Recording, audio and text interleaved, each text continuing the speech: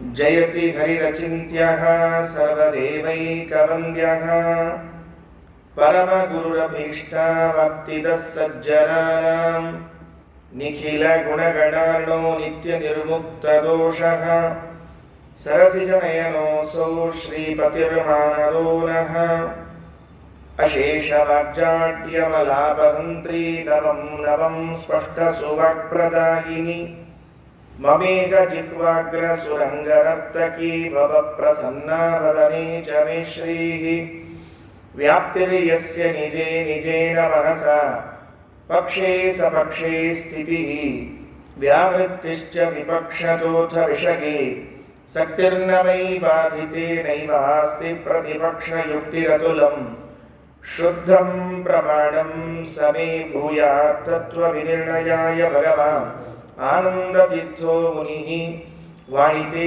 करवाण्यम्बचरणौ हृदि सर्वदा मध्वाक्यसरणिर्भूयात् श्रीमदाचार्यभावग नमोऽस्तु तात्विका देवाः विष्णुभक्तिपरायणाः धर्ममार्गे प्रेरयन्तु भवन्तः सर्व एव हि यस्य वाक्कामधेनुर्नः कामितार्थान् प्रयच्छति सेवेतं जययोगीन्द्रं कामबाणच्छिदं सदा अस्मद्गुरुसमारम्भां टीकाकृत्पादमध्यगां श्रीमदाचार्यपर्यन्तां वन्दे गुरुपरम्परां पृथ्वीमण्डलमध्यस्थाः पूर्णबोधमतानुगाः वैष्णवा विष्णुहृदयाः तान् नमस्ये गुरून् मम आपादमौलिपर्यन्तं गुरूणामाकृतिं स्मरेत् तेन विघ्नाः प्रणश्यन्ति सिद्ध्यन्ति च मनोरथाः वैकुण्ठरामो यम्बव्रे स्वयमेव स्वपूजकं रघुप्रियार्य योगीन्द्रं नौमि सज्ञानसिद्धये ಶ್ರೀಗುರುಭ್ಯೋ ನಮಃ. ಫಾಲ್ಗುಣ ಮಾಸದ ಶುಕ್ಲ ಪಕ್ಷದ ಈ ಮೊದಲಿನ 7 ದಿನಗಳು ಪ್ರತಿಯೊಬ್ಬ ಮಾಧ್ವನಿಗೂ ಕೂಡ ಅತ್ಯಂತ ಮಂಗಳಮಯವಾದ ದಿನಗಳು.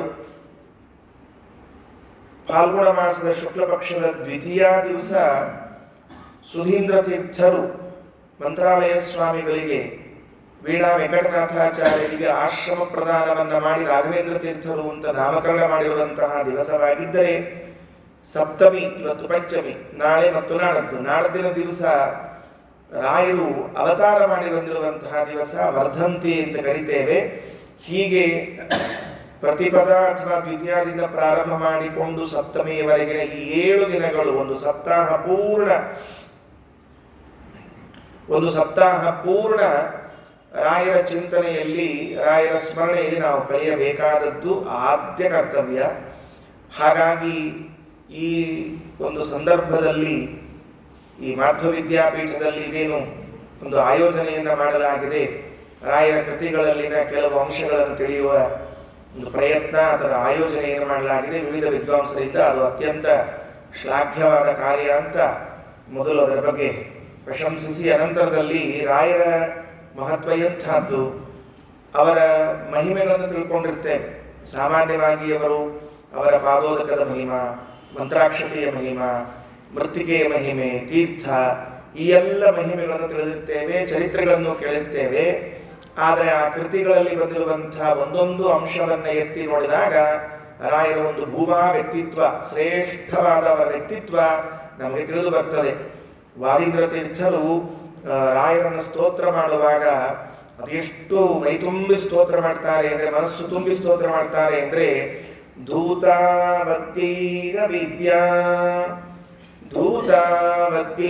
ವಿದ್ಯಾ ವಿಘಟನ ಪಟುವಿಃ ವಿದ್ವದಭ್ಯರ್ಥನೀಯೈಃ ವಾಚಃ ಪ್ರಾಚಾಂ ಪ್ರವಾಚಾಂ ಪ್ರವಚಮುಪಚಯಂ ಯತ್ಕೃತ ಗ್ರಂಥ ಜಾತೈಃ ಸಂಖ್ಯಾವಂತೋ ಯಮಾಹುಃ ಮುಹುರಖಿಲ ಕಲಾ ಮೂರ್ತಿ ಮುದ್ವೇಲ ಕೀರ್ತಿ ಧೀರ ಶ್ರೀ ರಾಘವೇಂದ್ರ ಸದಿಶತು ಸತತಂ ಭವ್ಯಮವ್ಯಾಹತಂ ನಃ.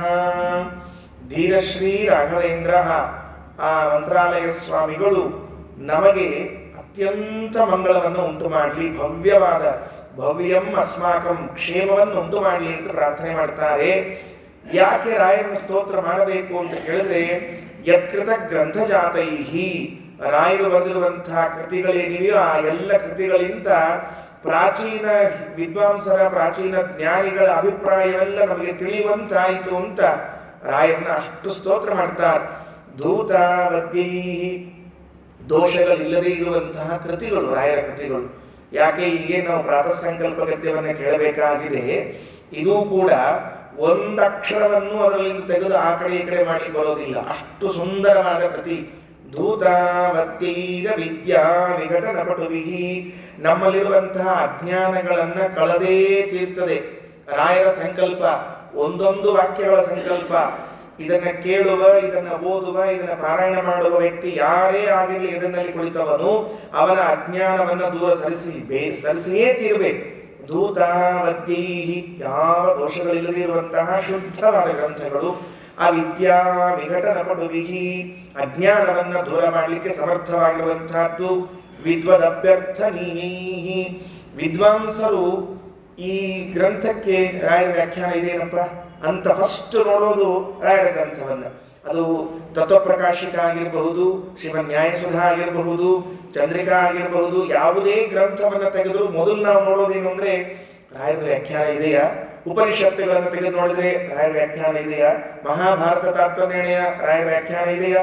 ಎಲ್ಲಿ ನೋಡಿದರೂ ರಾಯರ ಗ್ರಂಥ ಇದೆಯಾ ಅಂತ ಎಲ್ಲಾ ವಿದ್ವಾಂಸರು ನೋಡಬೇಕು. ಅಂದ್ರೆ ಆ ವಿದ್ವಜ್ಜನರಿಗೂ ಕೂಡ ಮನಸ್ಸಿಗೆ ಮುಟ್ಟುವಂತೆ ಬರೆಯುವ ಶೈಲಿ ಮಂತ್ರಾಲಯ ಸ್ವಾಮಿಗಳ ಶೈಲಿ. ವಾದಿದ್ರ ತೀರ್ಥರು ಅಷ್ಟು ಸಂತೋಷದಿಂದ ಸ್ತೋತ್ರ ಮಾಡ್ತಾರೆ. ಧೂತಾವದ್ಯೈರ ವಿದ್ಯಾ ವಿಘಟನ ಪಟುವಿಹಿ ವಿದ್ವದಭ್ಯರ್ಥನೀಯೈಹಿ ವಾಚ ಪ್ರಾಚಾಂ ಪ್ರವಾಚಾಂ ಪ್ರವಚಮುಪಚಯಂ ಯತ್ಕೃತ ಗ್ರಂಥಜಾತೈಹಿ ಸಂಖ್ಯಾವಂತೋ ಯಬಾಹುಃ. ಜ್ಞಾನಿಗಳು ರಾಯರ್ನೇನ್ ಕರೀತಾರೆ? ಮುಹುಃ ಅಖಿಲ ಕಲಾ ಮೂರ್ತಿ ಮುದ್ವೇಲ ಕೀರ್ತಿಂ. ಇಂತಹ ಒಂದು ಕಲೆ, ಇಂತಹ ಒಂದು ಕೌಶಲ್ಯ, ಇಂತಹ ಒಂದು ಜಾಣ್ಮೆ ರಾಯರಲ್ಲಿ ಇಲ್ಲ ಅಂತ ಹೇಳಿ ಬರೋದಿಲ್ಲ. ಎಲ್ಲಾ ತರಹದ ಕಲೆಗಳು, ಕೀರ್ತಿ, ಕೌಶಲ್ಯಗಳು ಎಲ್ಲವೂ ಉಂಟು. ಯಾವುದೇ ಗ್ರಂಥವನ್ನು ತೆಗೆದುಕೊಳ್ಳಬಹುದು, ಯಾವುದೇ ರೀತಿಯ ವಿಷಯ ಇರಬಹುದು, ಪ್ರತಿಯೊಂದನ್ನು ಮುಟ್ಟಿಸುವಂತಹ ರಾಯರ ಅದೊಂದೇನು ಶೈಲಿ ಇದೆ, ಕೃತಿ ಭಾವ ಇದೆ, ಅದು ಅದ್ಭುತವಾಗಿರುವಂತಹದ್ದು. ಅದಕ್ಕೆ ಹೇಳ್ತಾರೆ ರಾಘವೇಂದ್ರ ಅಖಿಲ ಕಲಾಮೂರ್ತಿಂ, ಎಲ್ಲಾ ವಿದ್ಯೆಯನ್ನ ಬಲ್ಲವಂಥವರು ರಾಯರು ಅಂತ ತಿಳ್ಕೊಂಡು. ಪೂರ್ವಾಶ್ರಮದಲ್ಲಿ ಏನೇ ವ್ಯಾಕರಣದ ಬಗ್ಗೆ ಇರುವಾಗ ಅದಕ್ಕೊಂದು ಪಾಂಡಿತ್ಯವನ್ನು ತೋರಿಸಿದವರು. ಆಶ್ರಮವಾದ ಮೇಲೆ ತರ್ಕತಾಂಡವದಂತಹ ಗ್ರಂಥಕ್ಕೆ ವ್ಯಾಖ್ಯಾನ ಬರೆದು ತರ್ಕದಲ್ಲಿ ತಮ್ಮ ಪರಿಣಿತಿಯನ್ನು ತೋರಿಸಿದವರು. ಪೂರ್ವ ಮೀಮಾಂಸಾ ಗ್ರಂಥಕ್ಕೆ ವ್ಯಾಖ್ಯಾನವನ್ನು ಬರೆದು ಅದರಲ್ಲೂ ಸಂಯನಿಸಿಕೊಂಡವರು. ಇಷ್ಟು ಶ್ರೇಷ್ಠವಾಗಿರುವಂತಹ ವಿದ್ಯಾವಂತರು ನಮ್ಮ ಮಂತ್ರಾಲಯ ಸ್ವಾಮಿಗಳು. ಧೂತಾವದ್ಯೈರ ವಿದ್ಯಾ ವಿಘಟನ ಪಟುವಿಹಿ ವಿದ್ವದಭ್ಯರ್ಥನೀಯೈಹಿ ವಾಚ ಪ್ರಾಚಾಂ ಪ್ರವಾಚಾಂ ಪ್ರವಚಮುಪಚಯಂ ಯತ್ಕೃತ ಗ್ರಂಥಜಾತೈಹಿ ಸಂಖ್ಯಾವಂತೋ ಯಮಾಹುರ್ಮುಹುರಖಿಲ ಕಲಾ ಮೂರ್ತಿ ಮುದ್ವೇಲ ಕೀರ್ತಿ ಧೀರ ಶ್ರೀ ರಾಘವೇಂದ್ರ ಸದಿಶತು ಸತತಂ ಭವ್ಯಮವ್ಯಾಹತಂ ನಃ ಅಂತ ಸ್ತೋತ್ರ ಮಾಡ್ತಾ ಇದ್ದಾರೆ. ಮತ್ತೊಂದು ಮಾತನ್ನು ಹೇಳುತ್ತಾರೆ, ನಾವೆಲ್ಲ ರಾಯರನ್ನು ನೆನೆಸಿಕೊಂಡು ಗ್ರಂಥಗಳನ್ನು ಬರಲಿಕ್ಕೆ ಪ್ರಾರಂಭ ಮಾಡಬೇಕಂತೆ. ಯಾಕೆ ಅಂದ್ರೆ ಎಂದೂ ರಾಯರು ತಮ್ಮ ಕೃತಿಗಳಲ್ಲಿ ಬರೆದದ್ದನ್ನೇ ಬರೆಯುವುದು, ಬರೆದದ್ದನ್ನು ಕತ್ತರಿಸಿ ಹಾಕುವುದು, ಆಮೇಲೆ ಇನ್ನೊಬ್ಬರ ಜೊತೆಗೆ ವಿವಾದ ಮಾಡುವಂತೆ ಬರೆಯುವುದು, ಅವರನ್ನ ಖಂಡಿಸುವುದು, ಈ ತರಹದ ಯಾವ ಕೆಲಸವನ್ನು ರಾಯರು ಮಾಡುವುದಿಲ್ಲ ಅಂತ ವಾದಿದ್ರ ತೀರ್ಥರು ಸ್ತೋತ್ರವನ್ನು ಮಾಡ್ತಾರೆ. ತಸ್ಮಾದಸ್ಮಾಭಿ ಸಪ್ರಬಂಧ ಪ್ರಣಯನ ವಿಷಯೇ ಸ್ತೂಯತೆ ರಾಘವೇಂದ್ರ ಅಂತ ಸ್ತೋತ್ರವನ್ನು ಮಾಡಿದ್ದಾರೆ. ಇಷ್ಟು ಅವರ ಕೃತಿಗಳ ಬಗ್ಗೆ ಇರುವ ಪ್ರಶಸ್ತಿಯನ್ನು ನೋಡಿದ ಮೇಲೆ ಇನ್ನು ನಾವು ನನಗೆ ಕೊಟ್ಟಿರುವಂತಹ ವಿಷಯ ಪ್ರಾತಃ ಸಂಕಲ್ಪ ಗದ್ಯದಲ್ಲಿ ಬಂದಿರುವ ಪರಮಾತ್ಮನ ಮಹಿಮೆಯನ್ನು ಹೇಳಬೇಕು ಅಂತ ತಿಳಿಸಿದ್ದಾರೆ. ಅದೇನ್ರಿ ಪರಮಾತ್ಮನ ಮಹಿಮಾ ಪ್ರತ್ಯೇಕ ಅದೇ ಏನು ಅಂತ ಕೇಳಿದ್ರೆ, ಅಲ್ಲಿ ರಾಯರು ಕೊನೆಯಲ್ಲಿ ಒಂದು ಮಾತಂತಾರೆ.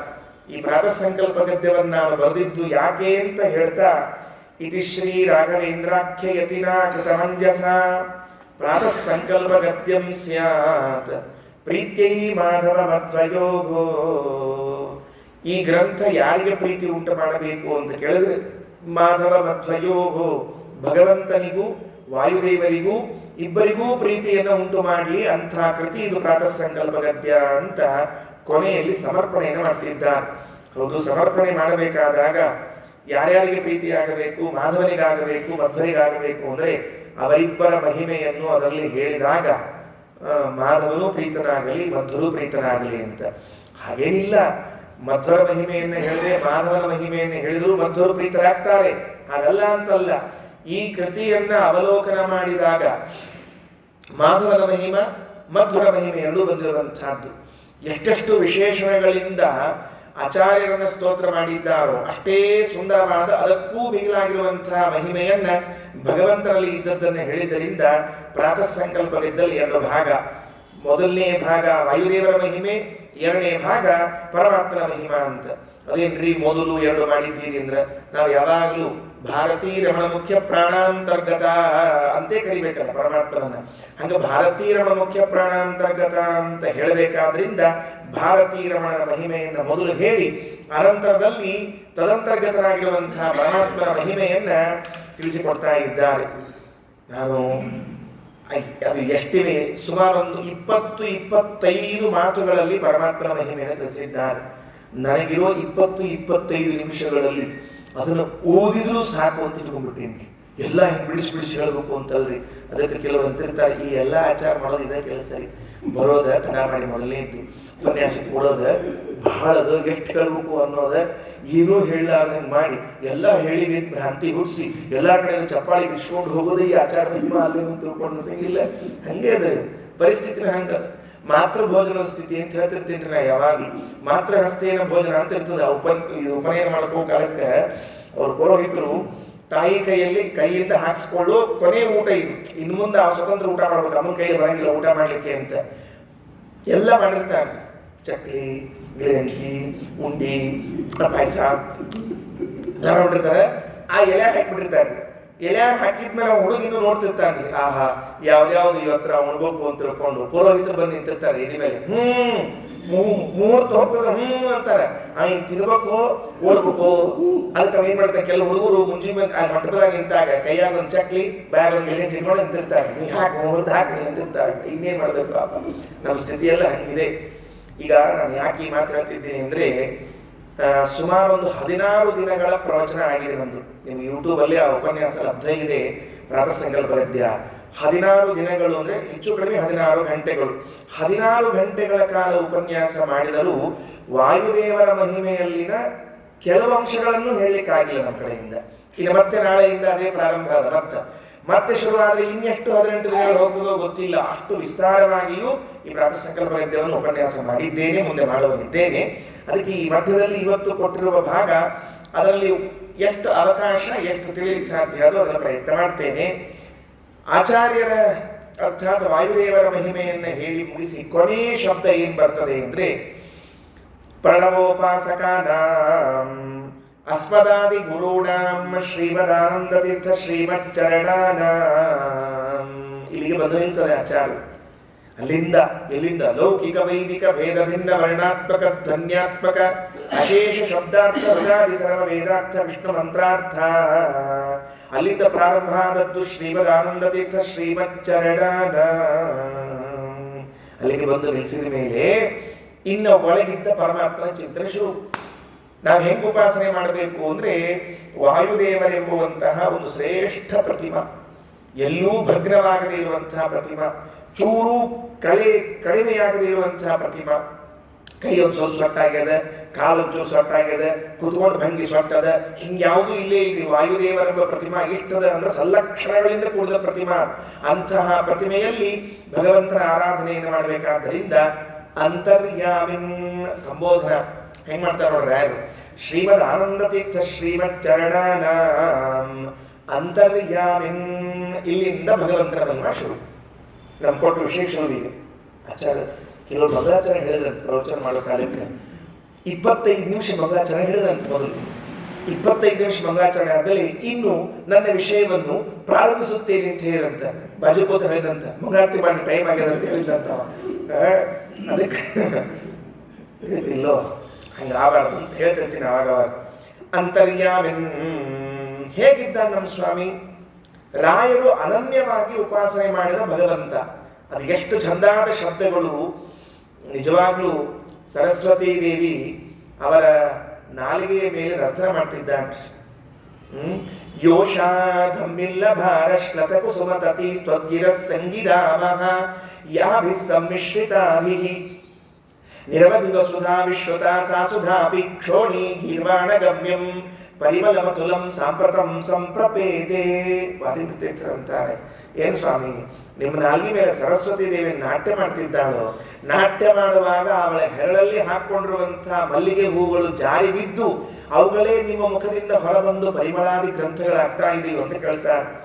ಧೀರ ಶ್ರೀ ರಾಘವೇಂದ್ರ ತ್ವದತುಲ ರಸನಾರಂಗ ನೃತ್ಯ ಸ್ವಯಂಭೂ ಯೋಷಾಧಮ್ಮಿಲ್ಲಭಾರ ಶ್ಲಥಕುಸುಮತತಿ ಸ್ವದ್ಗಿರಃ ಸಂಗಿರಾಮಃ ಯಾಭಿಃ ಸಮ್ಮಿಶ್ರಿತಾಭಿಃ ನಿರವಧಿವ ಸುಧಾ ವಿಶ್ರುತಾ ಸಾ ಸುಧಾಪಿ ಕ್ಷೋಣಿ ಗೀರ್ವಾಣಗಮ್ಯಂ ಪರಿಮಳಮತುಲಂ ಸಾಂಪ್ರತಂ ಸಂಪ್ರಪೇದೆ.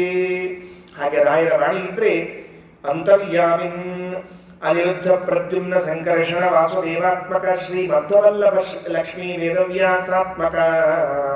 ಮೊದಲನೇ ವಿಶೇಷಣ ಪರಮಾತ್ಮನಿಗೆ ಕೊಟ್ಟದ್ದು. ಸುಮ್ಮನೆ ಶಬ್ದ ಕೇಳಿಸ್ಕೊಳ್ಳೋಂತ ನನಗೆ ಯಾವುದು ಹೇಳಬೇಕು ಅಂತ ಅಂಶದ ಅಷ್ಟನ್ನೇ 2 ಅಂಶವನ್ನು ಹೇಳ್ತೀನಿ. ಅಂತರ್ಯಾಮಿನ್ ಅನಿರುದ್ಧ ಪ್ರದ್ಯುಮ್ನ ಸಂಕರ್ಷಣ ವಾಸುದೇವಾತ್ಮಕ ಶ್ರೀ ಮಧ್ವವಲ್ಲಭ ಶ್ರೀ ಲಕ್ಷ್ಮೀ ವೇದವ್ಯಾಸಾತ್ಮಕ ಒಂದು.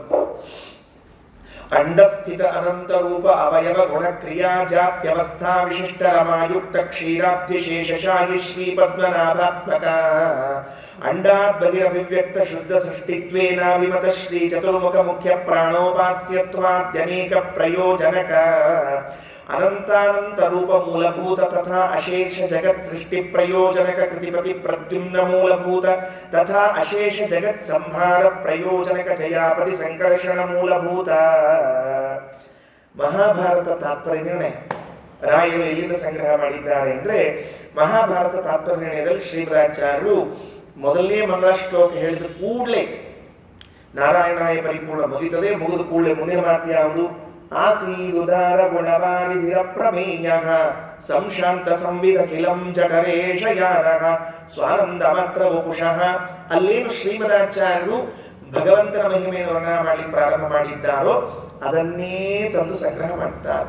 ಆ ಪರಮಾತ್ಮ ಅನಿರುದ್ಧ ಪ್ರದ್ಯುಮ್ನ ಸಂಕರ್ಷಣ ವಾಸುದೇವ ಅನ್ನುವಂತಹ ಏನು 4 ರೂಪಗಳನ್ನು ತೆಗೆದುಕೊಂಡು ಬಂದ ಮೊದಲು, ಅದು ಅತ್ಯಂತ ದಿವ್ಯವಾದ ರೂಪಗಳು.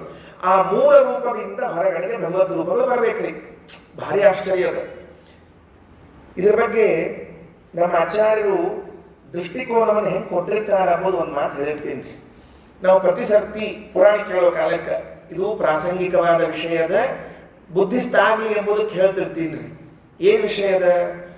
ದೇವರ ಅವತಾರ ಅಂತ ಆಯ್ತು. ಈಗ ಮೂಲ ರೂಪದಿಂದ ಅನಿರುದ್ಧ ಸಂಕರ್ಷಣ ಪ್ರದ್ಯುಮ್ನ ಇವರೆಲ್ಲ ಹೊರಗೆ ಬಂದು ಅವತಾರ ಅಂತ ಆಯಿತು ಅಂತ ಹೇಳ್ತಿರ್ತೇವಲ್ವಾ. ಹಾಗಾದ್ರೆ ಒಂದು ಪ್ರಶ್ನೆ, ನಿಜವಾಗಿ ದೇವರ ಅವತಾರ ಅಂದ್ರೆ ಏನು? ಯಾವುದನ್ನ ಅವತಾರ ಅಂತ ಕರೀಬೇಕು? ಒಂದು ಕಡೆಯಲ್ಲಿ ಹೇಳುವಾಗ ಶ್ರೀಮದಾಚಾರ್ಯರು ಹೀಗೆ ಹೇಳುತ್ತಾರೆ, ಪ್ರತ್ಯಕ್ಷತ್ವಂ ಹರೇ ಜನ್ಮ. ಏನು ಭಗವಂತನ ಅವತಾರ ಅಂದ್ರೆ ಏನು ಅಂದ್ರೆ ಪ್ರತ್ಯಕ್ಷನಾಗುವುದು, ಎಲ್ಲರ ಕಣ್ಣಿಗೆ ಕಾಣಿಸಿಕೊಳ್ಳುವುದಿದೆಯಲ್ಲ, ಇದನ್ನ ಅವತಾರ ಅಂತ ಕರಿಬೇಕು. ಏನಿಲ್ಲ, ನಮ್ಮಂತೆ ದೇವರಿಗೆ ಹುಟ್ಟಿಲ್ಲ, ದೇವರಿಗೆ ನಮ್ಮಂತೆ ಹುಟ್ಟಿಲ್ಲ. ಆದ್ದರಿಂದ ದೇವರನ್ನ ಅವನು ಅವತರಿಸಿದ ಅನ್ನುವುದಕ್ಕೆ ಏನ್ ಕರಿಬೇಕು, ಅರ್ಥ ಮಾಡಿಕೊಳ್ಬೇಕು ನಾವು ಅಂದ್ರೆ ನಮ್ಮೆಲ್ಲರ ಕಣ್ಣಿಗೆ ಕಾಣುವಂತೆ ತೋರಿಕೊಳ್ತಾನಲ್ಲ, ಅದೇ ದೇವರ ಅವತಾರ ಅಂತ ಒಂದು ಕಡೆಗೆ ಹೇಳ್ತಾರೆ. ಇನ್ನೊಂದು ಕಡೆಗೆ ಹೇಳುವಾಗ ತೇಜೋವಾರಿ ವೃದಾಂ ಯಥಾ ವಿನಿಮಯ ಏನ್ ಹೇಳಿದ್ದಾರೆ ಭಾಗವತಾತ್ಮದಲ್ಲಿ, ದೀಪಾಂತರೋತ್ಪತ್ತಿ, ಹೇಗೆ ಒಂದು ದೀಪದಿಂದ ಇನ್ನೊಂದು ದೀಪವು ಬರುತ್ತದೋ ಅದರಂತೆ ಬಂದದ್ದು ಭಗವಂತನ ಅವತಾರ ಅಂತ ಒಂದು ಕಡೆ ಹೇಳ್ತಾರೆ. ನೋಡ್ರಿ, ಇದೆಲ್ಲೋ ನಿಮ್ಗೆ ಅರ್ಥ ಆದಂತೆ ಆಯ್ತಲ್ಲ. ಅರ್ಥ ಆದಂತೆ ಆದದ್ದನ್ನು ಆಗಿಲ್ಲ ಅಂತ ಮಾಡಿಸ್ತೇನೆ ಇವಾಗ. ಏನು? ಒಂದು ಕಡೆಗೆ ಹೇಳ್ತೀರಿ ಒಂದು ರೂಪದಿಂದ ಇನ್ನೊಂದು ರೂಪ ಹೊರಗೆ ಬರುವುದನ್ನು ಅವತಾರ ಅಂತ, ಮತ್ತೊಂದು ಕಡೆಗೆ ಶ್ರೀಮದಾಚಾರ್ಯ ಅಂತಾರೆ ಜನರ ಕಣ್ಣಿಗೆ ಕಾಣಿಸಿಕೊಳ್ಳುವುದನ್ನ ಅವತಾರ ಅಂತಂತಾರೆ. ಇವೆರಡು ಬೇರೆ ವಿಷಯ ಅಲ್ವೋ? ಇವೆರಡು ಬೇರೆ ವಿಷಯ ಅಲ್ವೋ?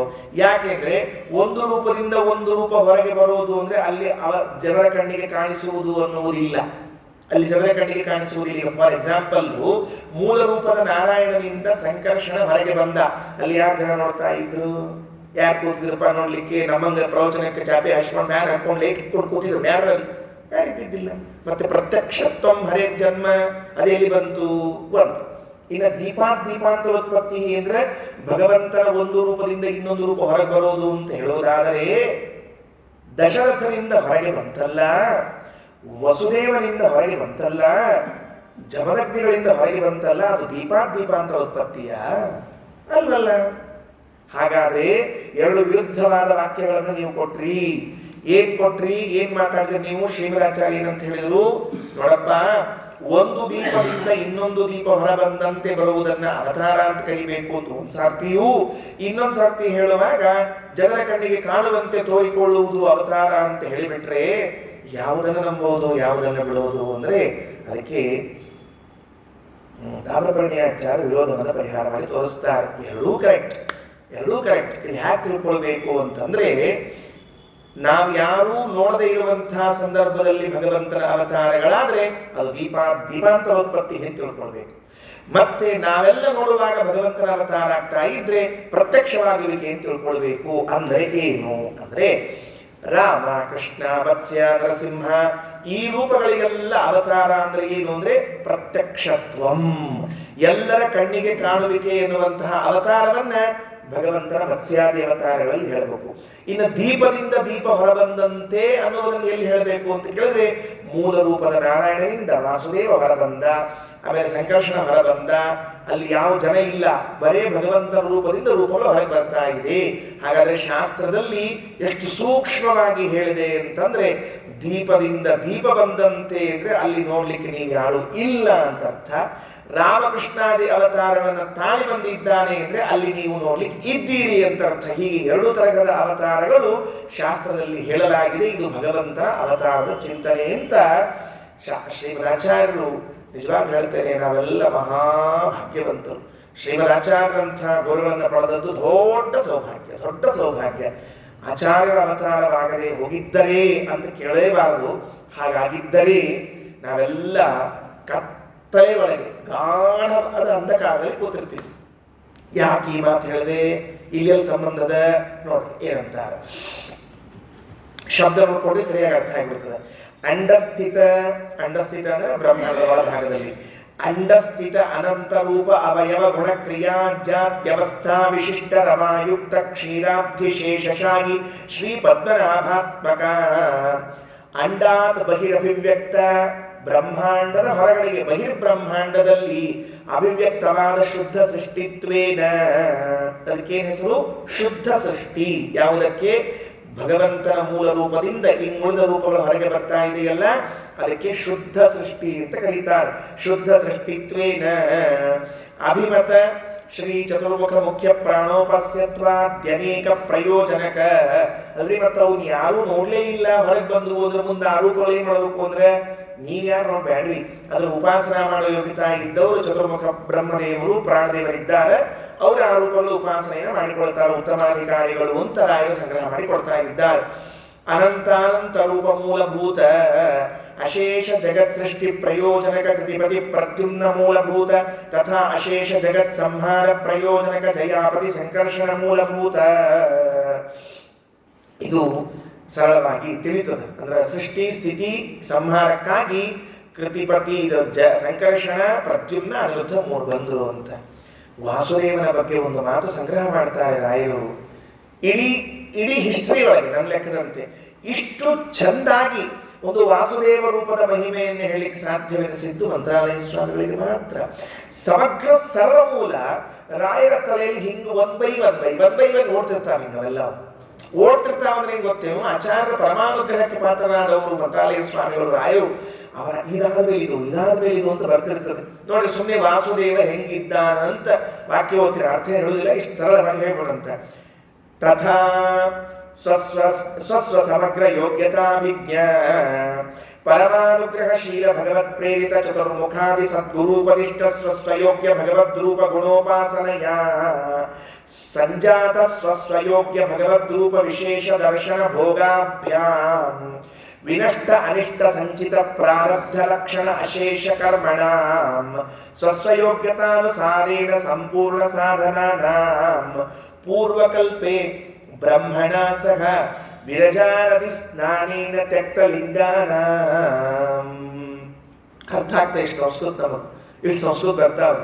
ಪೂರ್ವಕಲ್ಪೆ ಬ್ರಹ್ಮಣ ಸಹ ವಿರಜಾನದಿ ಸ್ನಾನೇನ ತ್ಯಕ್ತಲಿಂಗಾನ ತಥಾ ವಿನಷ್ಟ ಅವಶಿಷ್ಟ ಇಷ್ಟೇಷ್ಟ ಅಶೇಷ ಅವಶಿಷ್ಟ ಇಷ್ಟ ಅಶೇಷ ಪ್ರಾರಬ್ಧ ಕರ್ಮಣ ಪ್ರಳಯಕಾಲೇ ಭಗವದುದರೇ ವಸತಾಮಾನಂದ ಮಾತ್ರ ವಪುಷಾಂ ತದರ್ಭವರಹಿತಾನಾಂ ಸ್ವಸ್ವಯೋಗ್ಯ ಭಗವದ್ರೂಪ ವಿಶೇಷ ಧ್ಯಾನರತಾನಾಂ ಸೃಷ್ಟಿಕಾಲೇ ಭಗವದುದರಾತ್ ಬಹಿರ್ಗತಾನಾಂ ಶ್ರೀ ಶ್ವೇತದ್ವೀಪ ದರ್ಶನಂ ನಿಮಿತ್ತೀಕೃತ್ಯ ಪ್ರಧಾನಾವರಣಭೂತ ಸ್ವೇಚ್ಛಾಪಸರಣೇನ ಸ್ವಸ್ವಯೋಗ್ಯ ಆನಂದ ಆವಿರ್ಭಾವ ಲಕ್ಷಣ ಮುಕ್ತಿ ಪ್ರದಾನ ಪ್ರಯೋಜನಕ ಮಾಯಾಪತಿ ಶ್ರೀವಾಸುದೇವಾತ್ಮಕ.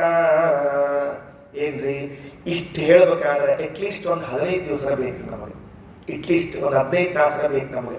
ಯಾಕಂದ್ರೆ ಮೊದಲು ಸ್ವಸ್ವ ಸಮಗ್ರ ಯೋಗ್ಯತಾಭಿಜ್ಞ ಪರಮಾನುಗ್ರಹಶೀಲ ಭಗವತ್ ಪ್ರೇರಿತ ಚತುರ್ಮುಖಾದಿ ಸದ್ಗುರೂಪದಿಷ್ಟ ಇಷ್ಟಾಗಬೇಕಾದ್ರೆ ಶ್ರೀಮನ್ಯಾಯಸುಧಾ ಬೇಕು, ಅನುವ್ಯಾಖ್ಯಾನ ಬೇಕು, ಭಾಷ್ಯ ಬೇಕು, ತತ್ವಪ್ರಕಾಶಕ ಬೇಕು.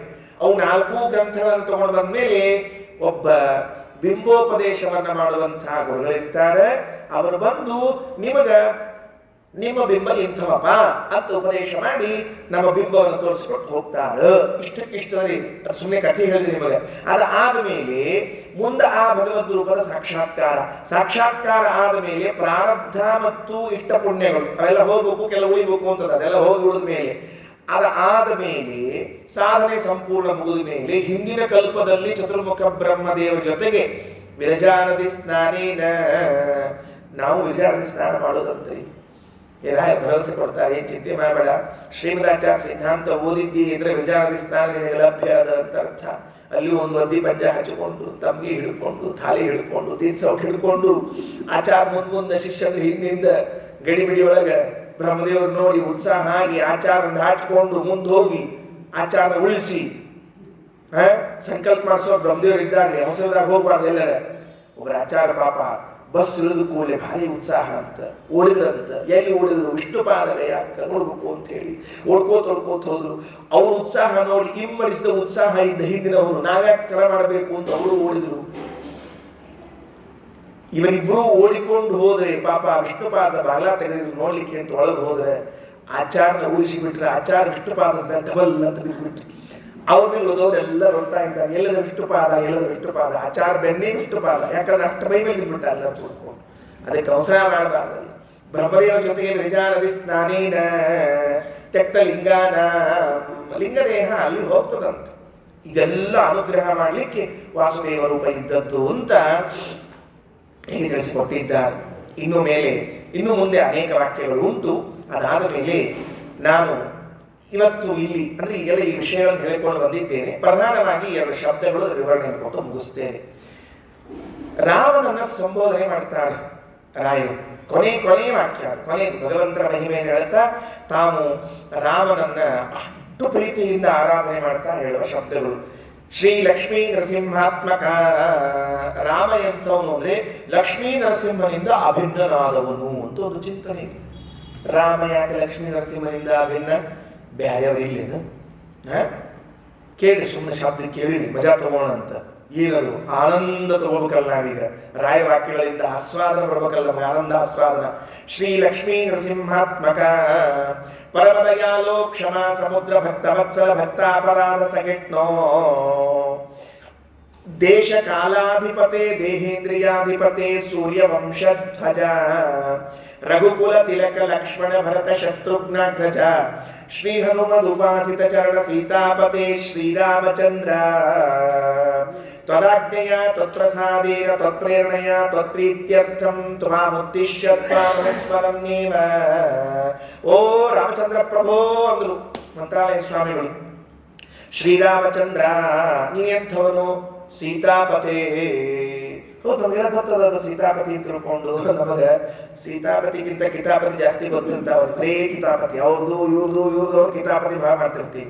ಸೀತಾಪತಿ ಶ್ರೀರಾಮಚಂದ್ರ. 2ನೇ ವಿಶೇಷಣ ಶ್ರೀ ಹನುಮದುಪಾಸಿತ ಚರಣ.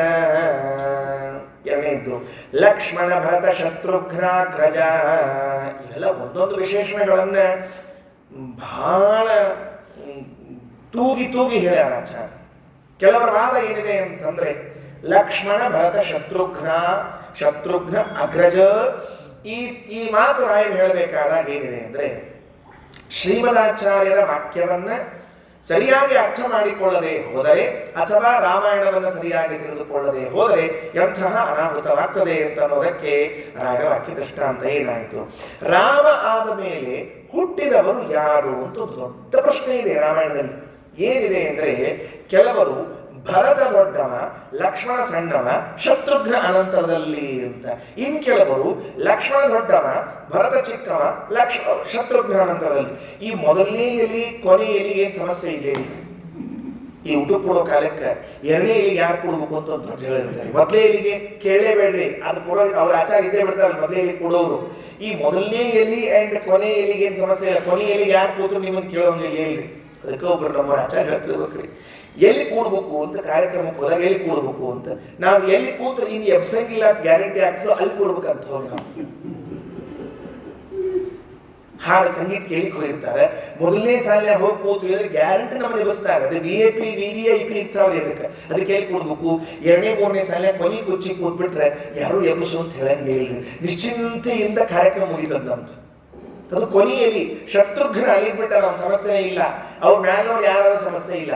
ರಾಮ ಮೊದಲನೆಯಲ್ಲಿ ಕೂತ್ಬಿಟ್ಟಾನ, ಅವಗೂ ಯಾರು ಅಡ್ಡಾಡಿ ಮಾಡೋ ಹಂಗಿಲ್ಲ, ಅಡ್ಡ ಮಾಡೋ ಹಂಗಿಲ್ಲ. ಇನ್ನು ಉಳಿತು ನೋಡ್ರಿ ಎರಡನೇ ಮೂರನೆಯಲ್ಲಿ.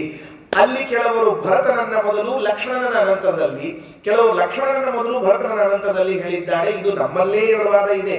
ಆದರೆ ಮಂತ್ರಾಲಯ ಪ್ರಭುಗಳು ತಾವು ಆಚಾರ್ಯರ ಗ್ರಂಥಗಳನ್ನು ಓದಿದ ಮೇಲೆ ಇದವಿದ್ದಮಂತೆ ಎಣೆ ಮಾಡಿಕೊಂಡು ಎಷ್ಟು ಚಂದಾಗಿ ಲಕ್ಷ್ಮಣ ಭರತ ಶತ್ರುಘ್ನ ಅಗ್ರಜ ಸ್ಪಷ್ಟಪಡಿಸ್ಬಿಡ್ತಾರೆ. ಇಲ್ಲ, ರಾಮ ಆದ್ಮೇಲೆ ಲಕ್ಷ್ಮಣ, ಲಕ್ಷ್ಮಣ ಆದ್ಮೇಲೆ ಭರತ ಆದ್ಮೇಲೆ ಶತ್ರುಘ್ನ, ಇದೇ ಕ್ರಮದಲ್ಲಿ ತಗೊಳ್ಬೇಕೆ ಹೊರತಾಗಿ ಯಾರ್ಯಾರದ್ದು ವಾಕ್ಯಗಳನ್ನ ಕೇಳಿ ಕೆಲವು ವಾಕ್ಯಗಳು ಹಂಗ ಅನಿಸ್ತಾವ. ಈ ಮಾತುಗಳನ್ನು ಕೇಳಿದಾಗ ರಾಮ ಭರತ ಲಕ್ಷ್ಮಣ ಶತ್ರುಘ್ನ ಅನ್ನೋದಾಗಲಿ ಹೀಗೆಲ್ಲ ಮಾಡಬಾರದು. ಯಾಕೆ? ರಾಯರು ಅದಕ್ಕೆ ಹೆಂಗೆ ನಿರ್ಣಯ ಕೊಟ್ಟರು? ಶ್ರೀಮದಾಚಾರ್ಯರ ವಾಕ್ಯಗಳು, ವಾಲ್ಮೀಕಿ ರಾಮಾಯಣ, ಸಂಗ್ರಹ ರಾಮಾಯಣದ ಮಾತುಗಳನ್ನೆಲ್ಲ ನೋಡಿದಾಗ ನೋಡ್ರಿ ಎಷ್ಟು ಚಂದಾದ ಮಾತು. ವಾಸುದೇವನ ಕಥೆಯನ್ನು ಹಿಂದೆ ಕೇಳಿದ್ದೀವಿ. ಆ ವಾಸುದೇವನೇ ರಾಮನಾಗಿ ಅವತಾರ ಮಾಡಿ ಬಂದದ್ದು, ಸರಿನಾ? ಇನ್ನು ಸಂಕರ್ಷಣ ರೂಪದ ಭಗವಂತ ಏನಿದ್ದಾನಲ್ಲ, ಕ್ರಮವಾಗಿ ವಾಸುದೇವ, ಸಂಕರ್ಷಣ, ಪ್ರದ್ಯುಮ್ನ, ಅನಿರುದ್ಧ ಈ ರೂಪ ಹೆಂಗೆ ಅವ ಅಂದ್ರೆ ವಾಸುದೇವನೇ ಸಾಕ್ಷಾತ್ ರಾಮಚಂದ್ರನಾಗಿ ಬಂದಿದ್ರೆ ಸಂಕರ್ಷಣ ಶೇಷದೇವರ ಅಂತರ್ಯಾಮಿಯಾಗಿದ್ದುಕೊಂಡು ಲಕ್ಷ್ಮಣ ಆಗಿ ಬಂದಿದ್ದಾನೆ. ಆಮೇಲೆ ಪ್ರದ್ಯುಮ್ನ ಭರತನ ಅಂದ್ರೆ ಕಾಮನ ಅಂತರ್ಯಾಮಿಯಾಗಿದ್ದುಕೊಂಡು ಬಂದಿದ್ದಾನೆ. ಆಮೇಲೆ ಕೊನೆಗೆ ಬಂದಿರುವಂತಹ ಅನಿರುದ್ಧ ಆತ ಶತ್ರುಘ್ನ ಅಂತರ್ಯಾಮಿಯಾಗಿ ಬಂದಿದ್ದಾನೆ. ಹೀಗೆ ವಾಸುದೇವ, ಸಂಕರ್ಷಣ, ಪ್ರದ್ಯುಮ್ನ, ಅನಿರುದ್ಧ ರೂಪಗಳ ಕ್ರಮದಂತೆ ರಾಮ, ಲಕ್ಷ್ಮಣ, ಭರತ, ಶತ್ರುಘ್ನ ಅವತಾರ ಆಗಬೇಕು ಅಂತನ್ನುವುದನ್ನು ತೋರಿಸಿಕೊಟ್ಟವರು ಮಹಾನುಭಾವರು ಮಂತ್ರಾಲಯ ಸ್ವಾಮಿಗಳು. ಎಲ್ಲ ಟಿಪ್ಪಣಿಗಳ ಗೊಂದಲವನ್ನ ಕ್ಷಣ ಮಾತ್ರದಲ್ಲಿ ಪರಿಹರಿಸಿಬಿಡುತ್ತಾರೆ. ಲಕ್ಷ್ಮಣ ಭರತ ಶತ್ರುಘ್ನ ಗಜ ರಘುಕುಲ ತಿಲಕ ಸೂರ್ಯವಂಶಧ್ವಜ, ಒಂದೊಂದು ಶಬ್ದಗಳು. ಇನ್ನು ಮತ್ತೊಂದು ದೇಹೇಂದ್ರಿಯಾಧಿಪತೆ, ದೇಶಕಾಲಾಧಿಪತೆ, ಇವೆರಡು ವಿಶೇಷಣಗಳು. ನಮ್ಮ ದೇಹ ನಮ್ಮ ಇಂದ್ರಿಯಗಳಿಗೆ ಅಧಿಪತಿಯಾಗಿದ್ದಾನೆ, ದೇಶಕಾಲಗಳಿಗೆ ಅಧಿಪತಿಯಾಗಿದ್ದಾನೆ. ರಾಮಚಂದ್ರ ಎಂಥವಿದ್ದಾನೆ? ಭಕ್ತವತ್ಸಲ, ಭಕ್ತಾಪರಾಧ ಸಹಿಷ್ಣೋ, ಪರಮದಯಾಲೋ, ಕ್ಷಮಾ ಸಮುದ್ರ. 4 ವಿಶೇಷಣೆ ಪರಮಾತ್ಮ ರಾಮಚಂದ್ರ. ಅಪ್ಪ ರಾಮಚಂದ್ರ ಪರಮದಯಾಲೋ, ಕ್ಷಮಾ ಸಮುದ್ರ, ಭಕ್ತವತ್ಸಲ, ಭಕ್ತಾಪರಾಧ ಸಹಿಷ್ಣೋ, ಈ 4 ವಿಶೇಷಣಗಳು. ಅದೆಲ್ಲ ಹೆಂಗೋ ಅರ್ಥ ಮಾಡ್ಕೋಬಹುದ್ರಿ. ದೇವರು ಪರಮದಯಾಳು ಆಗಿದ್ದಾನೆ, ಹೌದ್ರಿ, ಬಹಳ ದಯಾ ಮಾಡ್ತಿರ್ತಾನೆ ನಮ್ಮ ಮೇಲೆ. ಕ್ಷಮಾ ಸಮುದ್ರ, ಹೌದು, ನಾವು ಮಾಡಿದ ಅಪರಾಧಗಳನ್ನು ನೋಡಿದಾಗ ದೇವರು ಕ್ಷಮಾ ಸಮುದ್ರ ಗೊತ್ತಾಗಿ ಬಿಡ್ತದೆ. ಯಾಕಂದ್ರೆ ನಮ್ಮ ಅಪರಾಧಗಳು ಹೆಂಗವ ಅಂತಂದ್ರೆ ದೇವರಾಗಿದ್ದಕ್ಕೆ ಕ್ಷಮಾ ಮಾಡ್ಯಾನ್ರಿ. ಇಷ್ಟ ಒಂದೇ ಶಬ್ದ ಅರ್ಥ ಆತಿಲ್ಲ. ಈಗ ಉಳಿದವ್ರು ಯಾರಾಗಿದ್ರೆ ಕ್ಷಮಾ ಮಾಡ್ಲಿಕ್ಕೆ ಸಾಧ್ಯನೇ ಇದ್ದಿದ್ದಿಲ್ಲ. ಕ್ಷಮಾ ಸಮುದ್ರ. ದೇವರಲ್ಲಿ ಕ್ಷಮಾಗುಣ ಎಷ್ಟದ ಅಂತ ಕೇಳಿದ್ರೆ ಏನೋ 1%, 2%, ತಂಬಿಯಾಗಿನ ನೀರು, ಥಾಲಿ ಒಳಗಿನ ನೀರು, ತೀರ್ಸೋಟ್ನಾಗಿನ ನೀರು ಅಲ್ಲದು, ಸಿಂಟೆಕ್ಸ್ ಒಳಗಿನ ನೀರಲ್ಲದು. ಕ್ಷಮಾ ಅನ್ನೋದು ದೇವರಲ್ಲಿ ಕ್ಷಮಾ ಸಮುದ್ರ. ಭಾರಿ ಅದ್ಭುತ. ಪಾಪಕರ್ಮವ ಸಹಿಸುವರೇ, ಜಗನ್ನಾಥದಾಸರು ಕರುಣಾಸಂಧಿ ಹೇಳುವಾಗ ಒಂದು ಮಾತಂತ, ಪಾಪಕರ್ಮವ ಸಹಿಸುವರೆ ಲಕ್ಷ್ಮೀಪತಿಗೆ ಸಮನಾದ ದಿವಿಜರನು, ಈ ಪಯೋಜ ಭವಾಂಡದೊಳಗ ಬಲ್ಲಿನ ಕಾಣೆ ಗೋಪಗುರುವಿನ ಮಡದಿ ಭೃಗುನಗ ಚಾಪ ಮೊದಲಾದವರು ಮಾಡಿದ ಮಹಾಪರಾಧಗಳು ಎಣಿಸಿದನೇ ಕರುಣಾ ಸಮುದ್ರ ಹರಿ. ಏನ್ ಬೇಕಾಗಿದೆ ನಮ್ಮ ದೇವರಿಂದ? ಯಾಕೆ ನಾವು ದೇವರ ಕಡೆಗೆ ಹೋಗೋದಿಲ್ಲ? ಎಲ್ಲೋ ದೂರ ಕೂತ್ಕೊಂಡು ಎಲ್ಲೋ ವಿಚಾರ ಮಾಡ್ಕೋತ ಪಾಪ ಕರ್ಮವ ಸಹಿಸುವರೆ ಹಿಂಗ ನಾವು ಮಾಡಿದ ಪಾಪ ಕರ್ಮಗಳನ್ನು ಸಹನ ಮಾಡುವಂಥವ್ರು ಯಾರಾದ್ರೂ ಇದ್ದಾರ? ಲಕ್ಷ್ಮೀಪತಿಗೆ ಸಮನಾದ ದಿವಿಜರು ಈ ಪಯೋಜ ಭವಾಂಡದೊಳಗ ಬಲ್ಲಿನ ಕಾಣೆ. ಜಗನ್ನಾಥದಾಸ ಅಂತಾರ, ಕೈಯಾಗ ದೀಪ ಹಿಡ್ಕೊಂಡು ಹುಡಿ ಹೋಗಿ ಬಂದಪ್ಪ, ಯಾರು ನಮ್ ದೇವರಷ್ಟು ಕರುಣಾ ಸಮುದ್ರ ಸಿಗೋಲ್ರು. ಯಾಕ? ಗೋಪಗುರುವಿನ ಮಡದಿ ಭೃಗುನಗ ಚಾಪ ಮೊದಲಾದವರು ಮಾಡಿದ ಮಹಾಪರಾಧಗಳು ಎಣಿಸಿದನೆ ಕರುಣಾ ಸಮುದ್ರ ಹರಿ.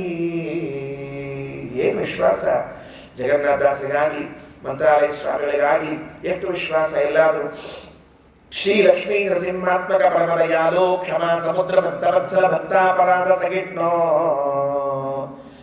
4 ವಿಶೇಷಣಗಳು. ಇನ್ನೊಂದು ವಿಶೇಷಣ, ಇದರ 2 ಮತಲಬ್ ಏನು ಅಂತ ತಿಳಿಸ್ಬಿಡ್ತೇನೆ ಇವತ್ತು. ಈ ಮತಲಬ್ಬು ಹೆಂಗೆ ಹೇಳಿದ್ರಾಯರು ರಾಮನಿಂದ ಅಭಿನ್ನನಾಗಿ ಚಿಂತನೆ ಮಾಡ್ತಾ ಇರೋದು ಲಕ್ಷ್ಮೀ ನರಸಿಂಹಾತ್ಮಕ. ರಾಮ ನೀನು ಲಕ್ಷ್ಮೀ ನರಸಿಂಹ ಅಲ್ರಿ. ರಾಮ ಅಷ್ಟೇ ಲಕ್ಷ್ಮೀ ನರಸಿಂಹ ಅಲ್ಲ, ಮತ್ಸ್ಯನೂ ಲಕ್ಷ್ಮೀ ನರಸಿಂಹ, ಅಥವಾ ಮತ್ಸ್ಯನೂ ರಾಮಚಂದ್ರ, ಕೂರ್ಮನೂ ರಾಮಚಂದ್ರ. ಎಲ್ಲರಲ್ಲೂ ಅಭೇದ ಇದೆಯೋ ಇಲ್ವೋ? ಶ್ರೀಮದಾಚಾರ್ಯ ಸತ್ಸಿದ್ಧಾಂತವನ್ನ ಅರ್ಥ ಮಾಡಿಕೊಂಡಿರುವಂತಹ ನಮಗೆ ಭಗವಂತನ ಒಂದು ರೂಪದಿಂದ ಇನ್ನೊಂದು ರೂಪಕ್ಕೆಲ್ಲದಕ್ಕೂ ಅಭೇದ ಇದ್ದೇ ಇದೆ. ವಾಮನ ಭಿನ್ನ ಅಲ್ಲಿಲ್ಲ ರಾಮನನ್ನ, ಕೂರ್ಮ ಭಿನ್ನ ರಾಮ ಅಲ್ಲಿಲ್ಲ. ಏನ್ ವಿಚಿತ್ರ ನೋಡ್ರಿ. ಎಲ್ಲ ರಾಮನನ್ನ ಯಾರ ಜೊತೆಗೆ ಅಭಿನ್ನ ಅಂತ ರಾಯರು ಚಿಂತನೆ ಮಾಡ್ತಾರೆ ಅಂದ್ರೆ ಲಕ್ಷ್ಮೀ ನರಸಿಂಹಾತ್ಮಕ. ಲಕ್ಷ್ಮೀ ದೇವಿಯಿಂದ ಸಹಿತನಾದ ರಾಮಚಂದ್ರ, ನರಸಿಂಹನಿಂದ ಅಭಿನ್ನನಾದ ರಾಮಚಂದ್ರನೇ. ಯಾಕೆ ಅಂದ್ರೆ ಇಷ್ಟರ್ಥ. ನಾವು ಕರ್ಮಗಳನ್ನ ಮಾಡುವಾಗ ಶಾಸ್ತ್ರೀಯ ಪ್ರವೇಶ ನಡೀತಾ ಇದೆ, ಸ್ವಲ್ಪ ಶಾಸ್ತ್ರದಲ್ಲಿ ಒಳಗೋಣಂತೆ. ಕರ್ಮಗಳನ್ನ ಮಾಡುವಾಗ ಹೆಂಗ್ ಮಾಡ್ತಿರ್ತೀವಿ? ಯಾಕ? ಇದು ಸಂಕಲ್ಪದ ಮುಂದೆ ಸಂಕಲ್ಪ ಹೆಂಗ್ ಹೋಗಿ ನಿಲ್ತದೆ? ತತ್ಪ್ರೇರಣೆಯ ತ್ವತ್ಪ್ರೀತ್ಯರ್ಥಂ ತ್ವಾಮುದ್ದೇಶ್ಯ ತ್ವಾಮನುಸ್ಮರಣ್ಯೇವ. ಸ್ವಾಮಿ, ಈಗೇನು ನಾ ಮುಂದಿನ ಕೆಲಸ ಮಾಡ್ಲಿಕ್ಕತ್ತೀನಿ, ಸಂಧ್ಯಾ ವಂದನೆ ಇರಬಹುದು, ದೇವರ ಪೂಜೆ ಇರಬಹುದು, ಬ್ರಹ್ಮಯಜ್ಞ ಇರಬಹುದು, ವೈಶ್ವದೇವ ಇರಬಹುದು, ವೈಶ್ವಾನರ ಯಜ್ಞ ಇರಬಹುದು, ಯಾವುದಾದ್ರೂ ಕರ್ಮಗಳಿದೆಯಲ್ಲ, ಈ ಕರ್ಮಗಳನ್ನ ಮಾಡುವಾಗ ಸಂಕಲ್ಪ ಮಾಡಬೇಕು. ಆದರೆ ನಾನು ಸಂಕಲ್ಪ ಮಾಡಿದ್ದನ್ನು ಪರಮಾತ್ಮ ಅಕಸ್ಮಾತ್ತಾಗಿ ಇಟ್ಕೊಳ್ರಿ. ನೀನೇನ್ ಸಂಕಲ್ಪ ಮಾಡ್ತೀಯೋ, ನಿನ್ ಸಂಕಲ್ಪ ನಾನು ತಗೊಳ್ಳೋದಿಲ್ಲ ಹೋಗು ಅಂದ್ಬಿಟ್ರೆ ಏನ್ ಮಾಡಬೇಕು? ಹೌದ್ರಿ. ಈ ಕೆಲವೊಂದು ವಸ್ತುಗಳನ್ನ ದಾನ ಕೊಡ್ತಿರ್ತಾರೆ. ಅವು ಹೆಂಗಿರ್ತಾವ ಅಂದ್ರೆ ಆಚಾರ ತಗೊಳ್ಳೋಂಗಿರಂಗೇ ಇಲ್ರಿ. ಅಧಿಕ ಮಾಸ ಬಂತ ನೋಡ್ರಿ, ಮುಂದೆ ಇನ್ನೊಂದು 2-3 ತಿಂಗಳು ತಿಳಿದ ಕೂಡಲೇ ಒಮ್ಮೊಮ್ಮೆ ಅಧಿಕ ಮಾಸದಾಗ ಹಿಂಗ ಆಗಿತ್ರಿ. ಮಾವಿನ ಹಣ್ಣು ಅಧಿಕ ಮಾಸದೊಳಗೆ ಮೊದಲನೇ ದಿವಸ ಖರೀದಿ ಮಾಡಿಬಿಟ್ಟಿದಂತ 1 ಡಜನ್ ಪೂರಾ ಆಚಾರ ಕೊಡಬೇಕು ಅಂತ. ಆ ಆಚಾರ ಅಧಿಕ ಮಾಸದಾಗ ಊರಾಗ ಇರಲಿಲ್ಲ. ಇವ್ರು ಸಂಕಲ್ಪ ಆಗಿಬಿಟ್ಟಿತ್ತು. 15 ದಿವಸ ಆದ್ಮೇಲೆ ಆಚಾರ ಬಂದ್ರಿ. ಅವ್ರಿಗೆ ಎಷ್ಟು ದೀಕ್ಷಾ ಅಂದ್ರೆ 15 ದಿವಸ ಆದ್ರೂ ಆ ಹಣ್ಣನ್ನ ಆಚಾರ್ಯರಿಗೆ ಕೊಡಬೇಕು ಅಂತ ದೀಕ್ಷಾ ಅವರಿಗೆ. ಅದರಿಂದ ಅವರು ತಮ್ಮ ದೀಕ್ಷೆಯಲ್ಲಿ ಹಿಂದಕ್ಕೆ ಬರಲಿಲ್ಲ, ಹಿಮ್ಮೆಡ್ಲಿಲ್ಲ. ನೆನಪಿಟ್ಕೊಳ್ರಿ, ದೀಕ್ಷೆಯಲ್ಲಿ ಹಿಂದೆ ಹೋಗೋ ಪ್ರಸಂಗ ಇಲ್ಲ. ಒಮ್ಮೆ ದೀಕ್ಷಾ ಮಾಡಿದ ಮೇಲೆ ಕೊಡ್ಲೇಬೇಕು ಅಂತ ಹೇಳಿ 15 ದಿವಸ ಹಣ್ಣು ಡಬ್ಬಿ ಒಳಗೆ ಕುತ್ಕೊಂಡಿದ್ವು, ಬೆಚ್ಚಗೆ ಚಾದರ ಹೊತ್ತುಕೊಂಡಿದ್ವು, ರಗ್ ಹೊತ್ತುಕೊಂಡಿದ್ದು ಎಲ್ಲ ಹೊತ್ತುಕೊಂಡಾದಾಗ ಹಸಿರು ಬಣ್ಣದಿಂದ ಹಳದಿ ಬಣ್ಣಕ್ಕೂ, ಹಳದಿ ಬಣ್ಣದಿಂದ ಮುಂದೆ ಕೃಷ್ಣ ವರ್ಣಂ ಪ್ರಶಸ್ಯತೆ ಅಂತ ಹೇಳಿ ಕೃಷ್ಣ ಬಣ್ಣಕ್ಕೂ ತಿರುಗಿ ಹುಳಿಯಿಂದ ಸಿಹಿಯಾಗಿ, ಸಿಹಿಯಿಂದ ಕಹಿಯಾದರೂ ಅವು ಬೇಕಾದ ರಸಗಳನ್ನ ಬದಲಾವಣೆ ಮಾಡಿಕೊಂಡು ಹಣ್ಣುಗಳು. ಆದ್ರೆ ಆಚಾರ್ಯ ಆ ಯಜಮಾನ ದೀಕ್ಷಾ ಬದಲಾವಣೆ ಮಾಡಿಕೊಳ್ಳಿಲ್ಲ. ಅವು ಬಣ್ಣ ಬದಲಾಯಿಸಿದ್ವು, ಆ ಯಜಮಾನ ಬಣ್ಣ ಬದಲಾಯಿಸಲಿಲ್ಲ. ಏನು ಅದೇ ಆಚಾರ್ಯ ಕೊಡಬೇಕು ಅಂತ ಸಂಕಲ್ಪ ಮಾಡಿದ. ಸಿಕ್ಕರ ಆಚಾರ್ಯರು ತಗೊಂಡು ಹೋದ್ರು. ಆಚಾರ ತಗೊಳ್ರಿ ಅಂದ. ಆಚಾರ ನೋಡಿದ್ರು ಹಣ್ಣು ಡಬ್ಬಿ ತೆಗಿ ಮೊದಲಂದ್ರು. ಆಚಾರ್ಯ ಗೊತ್ತವ್ರು ಇಂಥ ಮಾತು ತಗೊಂಡಿರ್ತಾರೆ ಆಚಾರ. ಇವ್ರು ಒಬ್ಬ ಕೊಡೋ ಅಷ್ಟ ಅವ್ರು ತಗೊಳ್ಳೋರು ಭಾಳ ಮಂದಿ ನೋಡಿದ್ರು. ಇದು ಹೆಂಗೋ ತಗೊಳ್ಳಿ ಅಂದ್ರು. ಯಾಕ 15 ದಿವಸ ಆಗೋಗಿದ್ರು, ಕೆಟ್ಟ ಹೋಗಿ ತಿರುಗವು. ನಾವಲ್ಲೇ ಅಂತಂದಂತೆ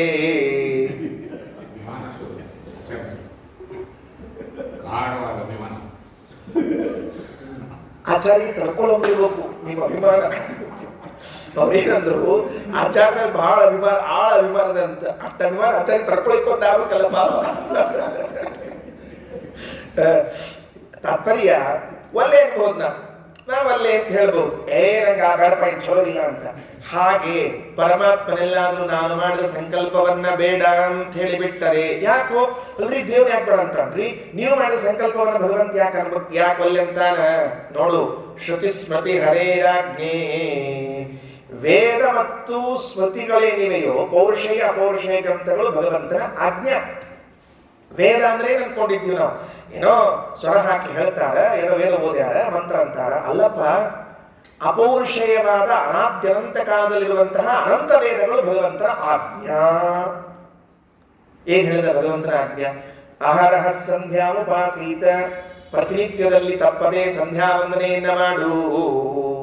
ಆ ವಾಕ್ಯವನ್ನು ತಪ್ಪಿಸಿ ಉಳಿದೆಲ್ಲ ಮಾಡಿರ್ತೀವಿ ನಾವು ಅಂತ ಕೆಲಸ. ಪ್ರತಿನಿತ್ಯ ಸಂಧ್ಯಾವನೆ ಮಾಡ್ಲಿಕ್ಕೆ ಆಗ್ತದೆ ನಮ್ಮ ಕಡೆಯಿಂದ? 3 ಹೊತ್ತು ಸಾಧ್ಯ ಇಲ್ಲ. ಒಮ್ಮೆ ಆಗ್ತದ, ಒಮ್ಮೆ ಆಗಂಗಿಲ್ಲ. ದೇವ್ರಿಗೆ ಹೇಳ್ಬಿಟ್ಟಿರ್ತೀವಿ ಎಕ್ಸ್ಕ್ಯೂಸ್ ಮೀ ಅಂತ ಹೇಳ್ಬಿಟ್ಟಿರ್ತೀವಿ ಇಲ್ಲ ದೇವರಿಗೆ. ಹಾಗಾದ್ರೆ ವೇದಗಳೆಲ್ಲವೂ ಭಗವಂತನ ಆದೇಶ.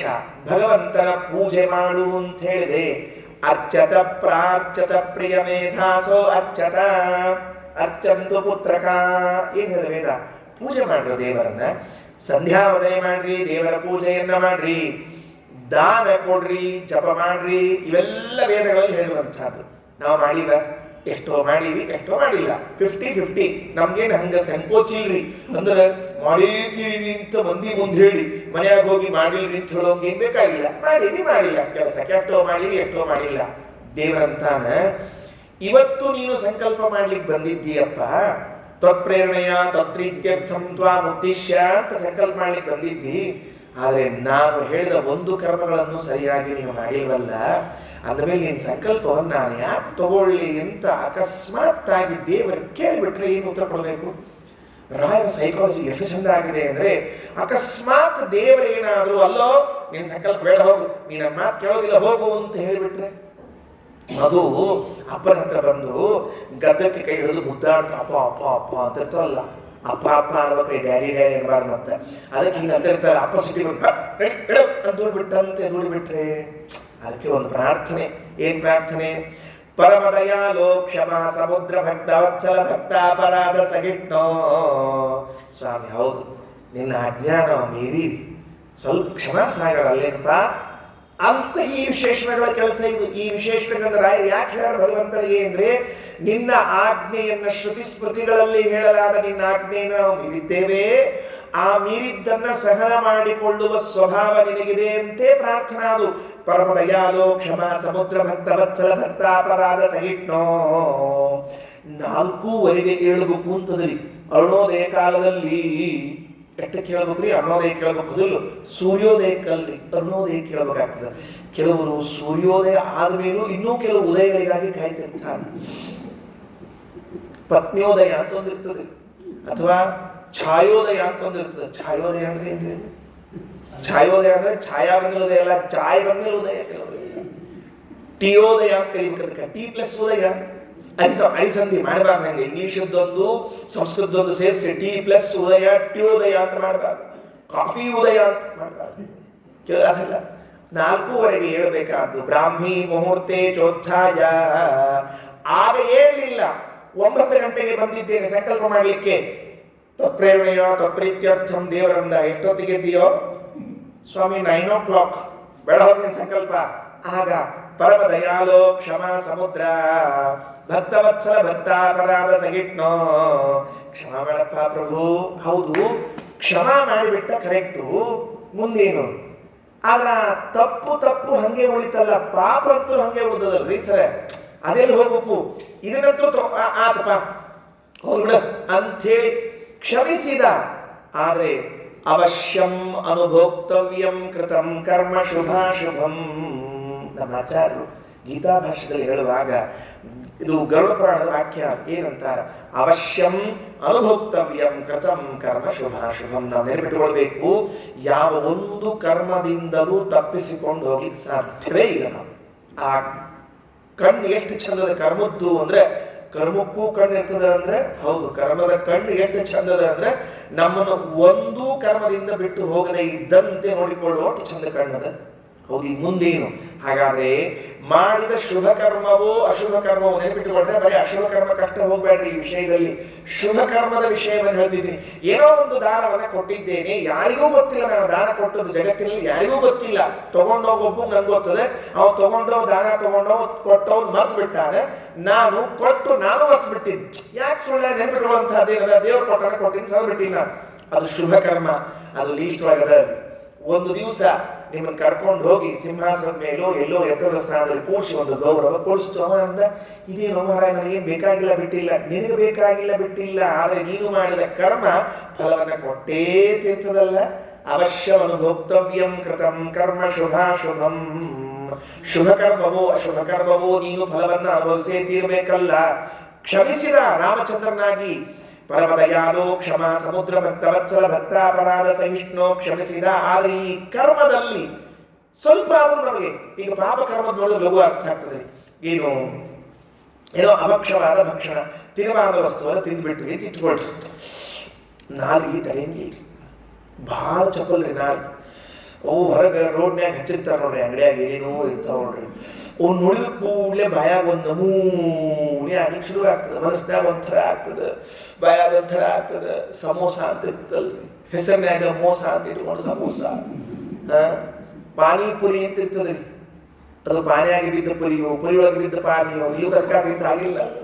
ಪಾನಿಪುರಿ ಸಮೋಸ ಆಚಾರ ಇಷ್ಟು ಪರಿ ಹೆಸರು ಹೇಳಿರ್ತೀರಿ, ಏನು ವಿಶೇಷ ಅಂತ ಕೇಳಲಿಕ್ಕೆ ಹೋಗ್ಬೇಡ್ರಿ ದಯಮಾಡಿ. ಪದಾರ್ಥಗಳನ್ನು ನೋಡಿದಾಗ ತಿನ್ನಬೇಕು ಅಂತ ಅಪೇಕ್ಷೆ ಬರ್ತದೆ, ತಿಂತೀವಿ ತಿನ್ನೋದು ಏನೋ ಆಗಿರ್ತದೆ. ತಿಂದ ಮೇಲೆ ಈಗ ಸಮಸ್ಯೆ ಏನು ಅಂದ್ರೆ ಇದಿಷ್ಟು ಅದೇನೋ ಒಂದು ನಿಷಿದ್ಧವಾದ ಪದಾರ್ಥ ಭಕ್ಷಣೆ ಇದೆಯೋ ಮಾಡಿದ ಮೇಲೆ ಪಾಪಜನ್ಯವಾಗಿದೆ. ಈಗ ರಾಯರಂತಾನೆ ನೋಡಿ, ಈ ಸಂದರ್ಭದಲ್ಲಿ ಯಾರು ಸ್ಮರಣೆ ಮಾಡಬೇಕು? ಲಕ್ಷ್ಮೀ ನರಸಿಂಹಾತ್ಮಕ, ಲಕ್ಷ್ಮೀ ನರಸಿಂಹನ ಸ್ಮರಣೆ ಮಾಡಬೇಕು. ಅಲ್ರಿ, ಲಕ್ಷ್ಮೀ ನರಸಿಂಹಗೂ ಈ ಪಾಪಕ್ಕೂ ಏನು ಸಂಬಂಧ ಅಂತ ಕೇಳಿದ್ರೆ ಆಚಾರ್ಯರು ಬ್ರಹ್ಮಸೂತ್ರ ಭಾಷೆಯಲ್ಲಿ ಹೇಳುವಾಗ ಓಂ ಉಪಮರ್ದಂಚ ಓಂ ಒಂದು ಸೂತ್ರ. ಅದು ಏನ್ ಮಾಡ್ತಾನ ದೇವರು, ಎಂಥ ಕರುಣಾನಿಧಿ, ಎಂಥ ಉಪಮರ್ದ ಅಂದ್ರೆ ನರಸಿಂಹಾದಿಕಮನ್ಯಚ್ಚ ದುರಿತಾದಿ ನಿವೃತ್ತಗೆ. ಅನ್ಯಚ್ಚ ನರಸಿಂಹಾದಿಕಂ, ಈ ನರಸಿಂಹ ರೂಪ ಅಂತೇಳಿದೆಯಲ್ಲ, ಇದು ನಮ್ಮ ದುರಿತ ಪಾಪಗಳ ನಿವೃತ್ತಿಗೆ ಕಾರಣವಾದದ್ದು ಅಂತ ಅರ್ಥ. ಅಂದ್ರೆ ಏನಾಗ್ತದ, ಹಿಂಗ್ ವಿವೇಚನೆ ಮಾಡ್ಕೋಬೇಕಂತ, ಹಿಂಗ್ ತಿಳ್ಕೋಬೇಕಂತ. ಸ್ವಾಮಿ, ನಿಷಿದ್ಧವಾದ ಪದಾರ್ಥವನ್ನು ತಿಂದು ಬಿಟ್ಟೆ, ಇಂದ್ರಿಯಗಳು ನನ್ನ ಕೈಯಲ್ಲಿಲ್ಲ, ಅವೆಲ್ಲ ಹೋಯ್ತು. ನೀನು ಋಷಿಕೇಶ, ನಾನಲ್ಲ ಋಷಿಕೇಶ. ಋಷಿಕೇಶ ಯಾರು? ಪರಮಾತ್ಮ. ನನ್ನ ಇಂದ್ರಿಯಗಳು ಕೈ ದಾಟಿ ಬಿಟ್ಟಿವೆ, ನಿಷಿದ್ಧ ಪದಾರ್ಥಗಳನ್ನು ರಕ್ಷಣೆ ಮಾಡಿಬಿಟ್ಟಿದ್ದೇನೆ, ತಪ್ಪು ಕೆಲಸವನ್ನು ಮಾಡಿಬಿಟ್ಟಿದ್ದೇನೆ. ಈಗ ಸ್ವಾಮಿನ್ ಮದ್ದೋಷ ನಿರ್ದೋಷ ಮದ್ದೋಷಾನ್ ವಿವೇಚಯ ನಮೋಸ್ತುತೆ. ದೇವರ ಪೂಜಾ ಮಾಡೋ ಕಾಲಕ್ಕೆ ಸ್ವಾಮಿ, ಈ ದೋಷಗಳಲ್ಲಿ, ನಾನು ಮಾಡಿದ ದೋಷಗಳಲ್ಲಿ ನನ್ನ ಭಾಗ ಎಷ್ಟು, ನನ್ನ ಭಾಗ ಅಲ್ಲದ್ದು ಎಷ್ಟು ಅಂತ ಸ್ವಲ್ಪ ನೋಡ್ಬೇಕಲ್ಲ ಸ್ವಾಮಿ. ಯಾಕ? ಈ ಪಾಪಕರ್ಮಗಳನ್ನ ಪ್ರೇರಣಾ ಮಾಡುವಂತಹ ಕಲ್ಯಾಣಿ ದೈತ್ಯರ ಒಳಗೆ ಕೂತಿದ್ದಾರಲ್ಲ, ಕೂತಿಲ್ವೋ? ಕಲ್ಯಾಣಿ ದೈತ್ಯರ ಒಳಗೆ ಕೂತಿದ್ದಾರಲ್ಲ. ಹಾಗಾದ್ರೆ ನನಗೆ ಪ್ರೇರಣಾ ಮಾಡಿ, ನನ್ನ ಇಂದ್ರಿಯಗಳಲ್ಲಿದ್ದು ಕಲ್ಯಾಣಿ ದೈತ್ಯರು ಮಾಡಿಸಿರುವಂತಹ ಕರ್ಮಗಳನ್ನ ನೋಡಿ, ನನ್ನನ್ನು ನೋಡಿ, ಇವನಿಗೆಷ್ಟು ಪಾಪ ಬರಬೇಕು, ಕಲ್ಯಾಣಿಗಳಿಗೆ ಎಷ್ಟು ಪಾಪ ಬರಬೇಕು ಅಂತ ವಿವೇಚನೆ ಮಾಡಬೇಕಾದದ್ದು ಯಾರು? ನೀನಲ್ವೋ? ಯಾರವ? ಲಕ್ಷ್ಮೀ ನರಸಿಂಹಾತ್ಮಕ. ಆ ಪಾಪಗಳ ಕರ್ಮಗಳ ಉಪಮರ್ದವನ್ನ ಮಾಡುವಂತಹ ಭಗವಂತನ ರೂಪ ಯಾವುದು ಅಂತಂದ್ರೆ ಶ್ರೀಮದಾಚಾರ್ಯ ಅಂತಾರೆ ಲಕ್ಷ್ಮೀ ನರಸಿಂಹ ರೂಪ. ನೋಡ್ರಿ, ಲಕ್ಷ್ಮೀ ನರಸಿಂಹ ಕೇವಲ ಕಂಬದಿಂದ ಹೊರ ಬಂದಿದ್ದಾನೆ. ಆ ಕಂಬದಿಂದ ಹೊರ ಬಂದಿರುವಂತಹ ಲಕ್ಷ್ಮೀ ನರಸಿಂಹ ಪ್ರಹ್ಲಾದರಾಜನ ಉದ್ಧಾರ ಮಾಡಿದ್ದಾನೆ. ಅಲ್ಲ, ರಾಯರಂತಾರೆ ಲಕ್ಷ್ಮೀ ನರಸಿಂಹಾತ್ಮಕ. ನಿಮ್ಮೆಲ್ಲರ ಪಾಪಕರ್ಮಗಳ ಉಪಮರ್ದವನ್ನ ಮಾಡಲಿಕ್ಕೆ ಬಂದವನೇ ಅವನು. ಸುಮ್ಮನೆ ಒಂದು ಒಳ್ಳೆ ವಸ್ತ್ರ, ರೇಷ್ಮೆ ವಸ್ತ್ರ ದಾನ ಕೊಟ್ಟೆ ಒಬ್ಬ ಬ್ರಾಹ್ಮಣನಿಗೆ, ಅದ್ರದ್ದು 100% ಪುಣ್ಯ ನನಗೆ ಬರುವುದಿಲ್ಲ. ನೆನ್ಪಿಟ್ಕೊಂಡ್ರೆ ಮತ್ತೆ 100% ಪುಣ್ಯ ನನಗೆ ಬರುವುದಿಲ್ಲ. ಯಾಕ್ರಿ ಆ ಥರ ಕೊಟ್ಟವನ ಅಂದ್ರೆ, ತಮ್ಮ ಕೊಟ್ಟವನಿ, ಕೊಡುವಂತ ಬುದ್ಧಿ ಕೊಟ್ಟವ್ ಯಾರು ಮೊದಲು ಅದನ್ನು ಹೇಳು. ವಾಯುದೇವರು, ಬ್ರಹ್ಮದೇವರು, ಸರಸ್ವತಿ, ಭಾರತೀಯರು, ಇಂದ್ರಚಂದ್ರರು, ರುದ್ರದೇವರು, ಇವರೆಲ್ಲರಿಗೂ ಪುಣ್ಯ ಠಣ್ ಠಣ್ ಠಣ್ ಠಣ್ ಅಂತಾಗಿ ಕೊನಿ ನನಗೆ ಬರೋ ಹೊತ್ತಿಗೆ ₹1 ಪುಣ್ಯ ಬಂದಿರ್ತದೆ. ₹1. ಅದಕ್ಕೆ ವಿಜೇಂದ್ರ ಸ್ವಾಮಿಗಳು ಹೇಳಿದರು, ಸಕೃತಂ ತಿಲಮಾತ್ರ ತುಲ್ಯಮೀಶ ಕ್ರಿಯತೆ ನೈವ ಮಯೈಕ ವತ್ಸರೇಪಿ. ಅಪಿ, 1 ವರ್ಷ ನೀ ಪುಣ್ಯ ಕೆಲಸ ಮಾಡಿದ್ರೆ ನಿನ್ನ ಅಕೌಂಟ್ನಾಗ ಎಷ್ಟು ಪುಣ್ಯ ಬಂದದ್ದು ಗೊತ್ತೇನೆ? ಎಳ್ಳಿನ ಕಾಳಿನಷ್ಟು. ಸುಕೃತಂ ತಿಲ ಮಾತ್ರ ತುಲ್ಯಮೀಶ. ನಾನು 20,000 ಖರ್ಚು ಮಾಡೀನಿ, 50,000 ಖರ್ಚು ಮಾಡೀನಿ, ₹1,00,000 ಖರ್ಚು ಮಾಡಿ. ಹೌದು, ನೀ ಅಷ್ಟು ಖರ್ಚು ಮಾಡಿದ್ದಕ್ಕೆ ₹1 ಅಷ್ಟು ಪುಣ್ಯ ಬಂದದ್ದು ನಿನಗೆ. ಮತ್ತು ₹1 ಖರ್ಚು ಮಾಡಿದ್ರೆ ಅದಕ್ಕೆ ಹೇಳಿಕ್ ಹೋಗಬಾರದು ಅಂತ ಚಂದ ಇರ್ತದೆ. ಕೆಲವರು ಪಾಕೆಟ್ನಾಗ ಹಾಕಿ ಕೊಟ್ಟಿರ್ತಾರೆ ಆಚಾರ್ಯ ದಕ್ಷಿಣದಾನ ಎಲ್ಲ ಕೊಡೋ ಕಾಲಕ್ಕೆ ಹೇಳ್ತಾರೆ, ಯಾರ ಮುಂದೆ ಹೇಳಿಕ್ ಹೋಗ್ಬೇಡ್ರಿ ಅಂತ. ಆಚಾರ ಅಂತಾರೆ, ತೆಗೆದು ನನಗೆಲ್ಲ ಹೇಳ್ಕೊಳೋಗಿರಂಗಿಲ್ಲ, ಮಂದಿಗೆ ಹೇಳ್ಬೇಕು ಹಿಂಗೆಲ್ಲ ತಂದಿರ್ತಾರವ. ಪಾಕೆಟ್ನಾಗ ತೆಗೆದು ನನಗೆಲ್ಲ ಹೇಳ್ಕೊಳೋಗಿರಂಗಿಲ್ಲ, ಮಂದಿಗೆ ಹೇಳಬೇಕು. ಹಾಗಾದ್ರೆ ಪುಣ್ಯ ಹೇಗೆ ಮೇಲಿನಿಂದ ಕೆಳಗೆ ಬರುವಾಗ ಕಡಿಮೆ ಆಗ್ತಾ ಬಂದು ಸೇರ್ಕೊಳ್ತದೋ, ಪಾಪವು ಹಂಗೆ ಆಗ್ತದ ಅಂತ ರಾಯರು.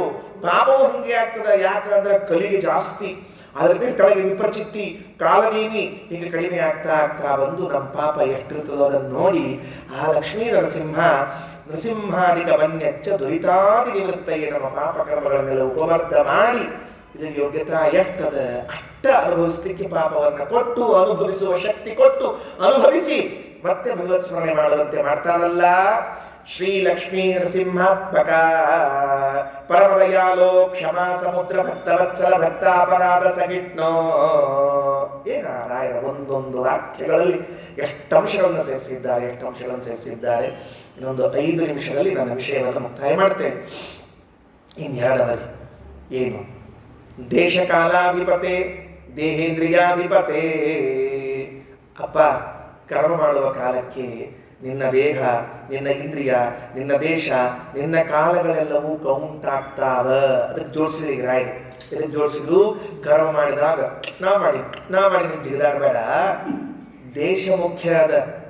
ಬದರಿ ಕ್ಷೇತ್ರಕ್ಕೆ ಹೋಗಿ ಸಂಧ್ಯಾವಂದನೆ ಮಾಡಿ, ಧಾರವಾಡದಾಗ ಸಂಧ್ಯಾವಂದನೆ ಮಾಡಿ.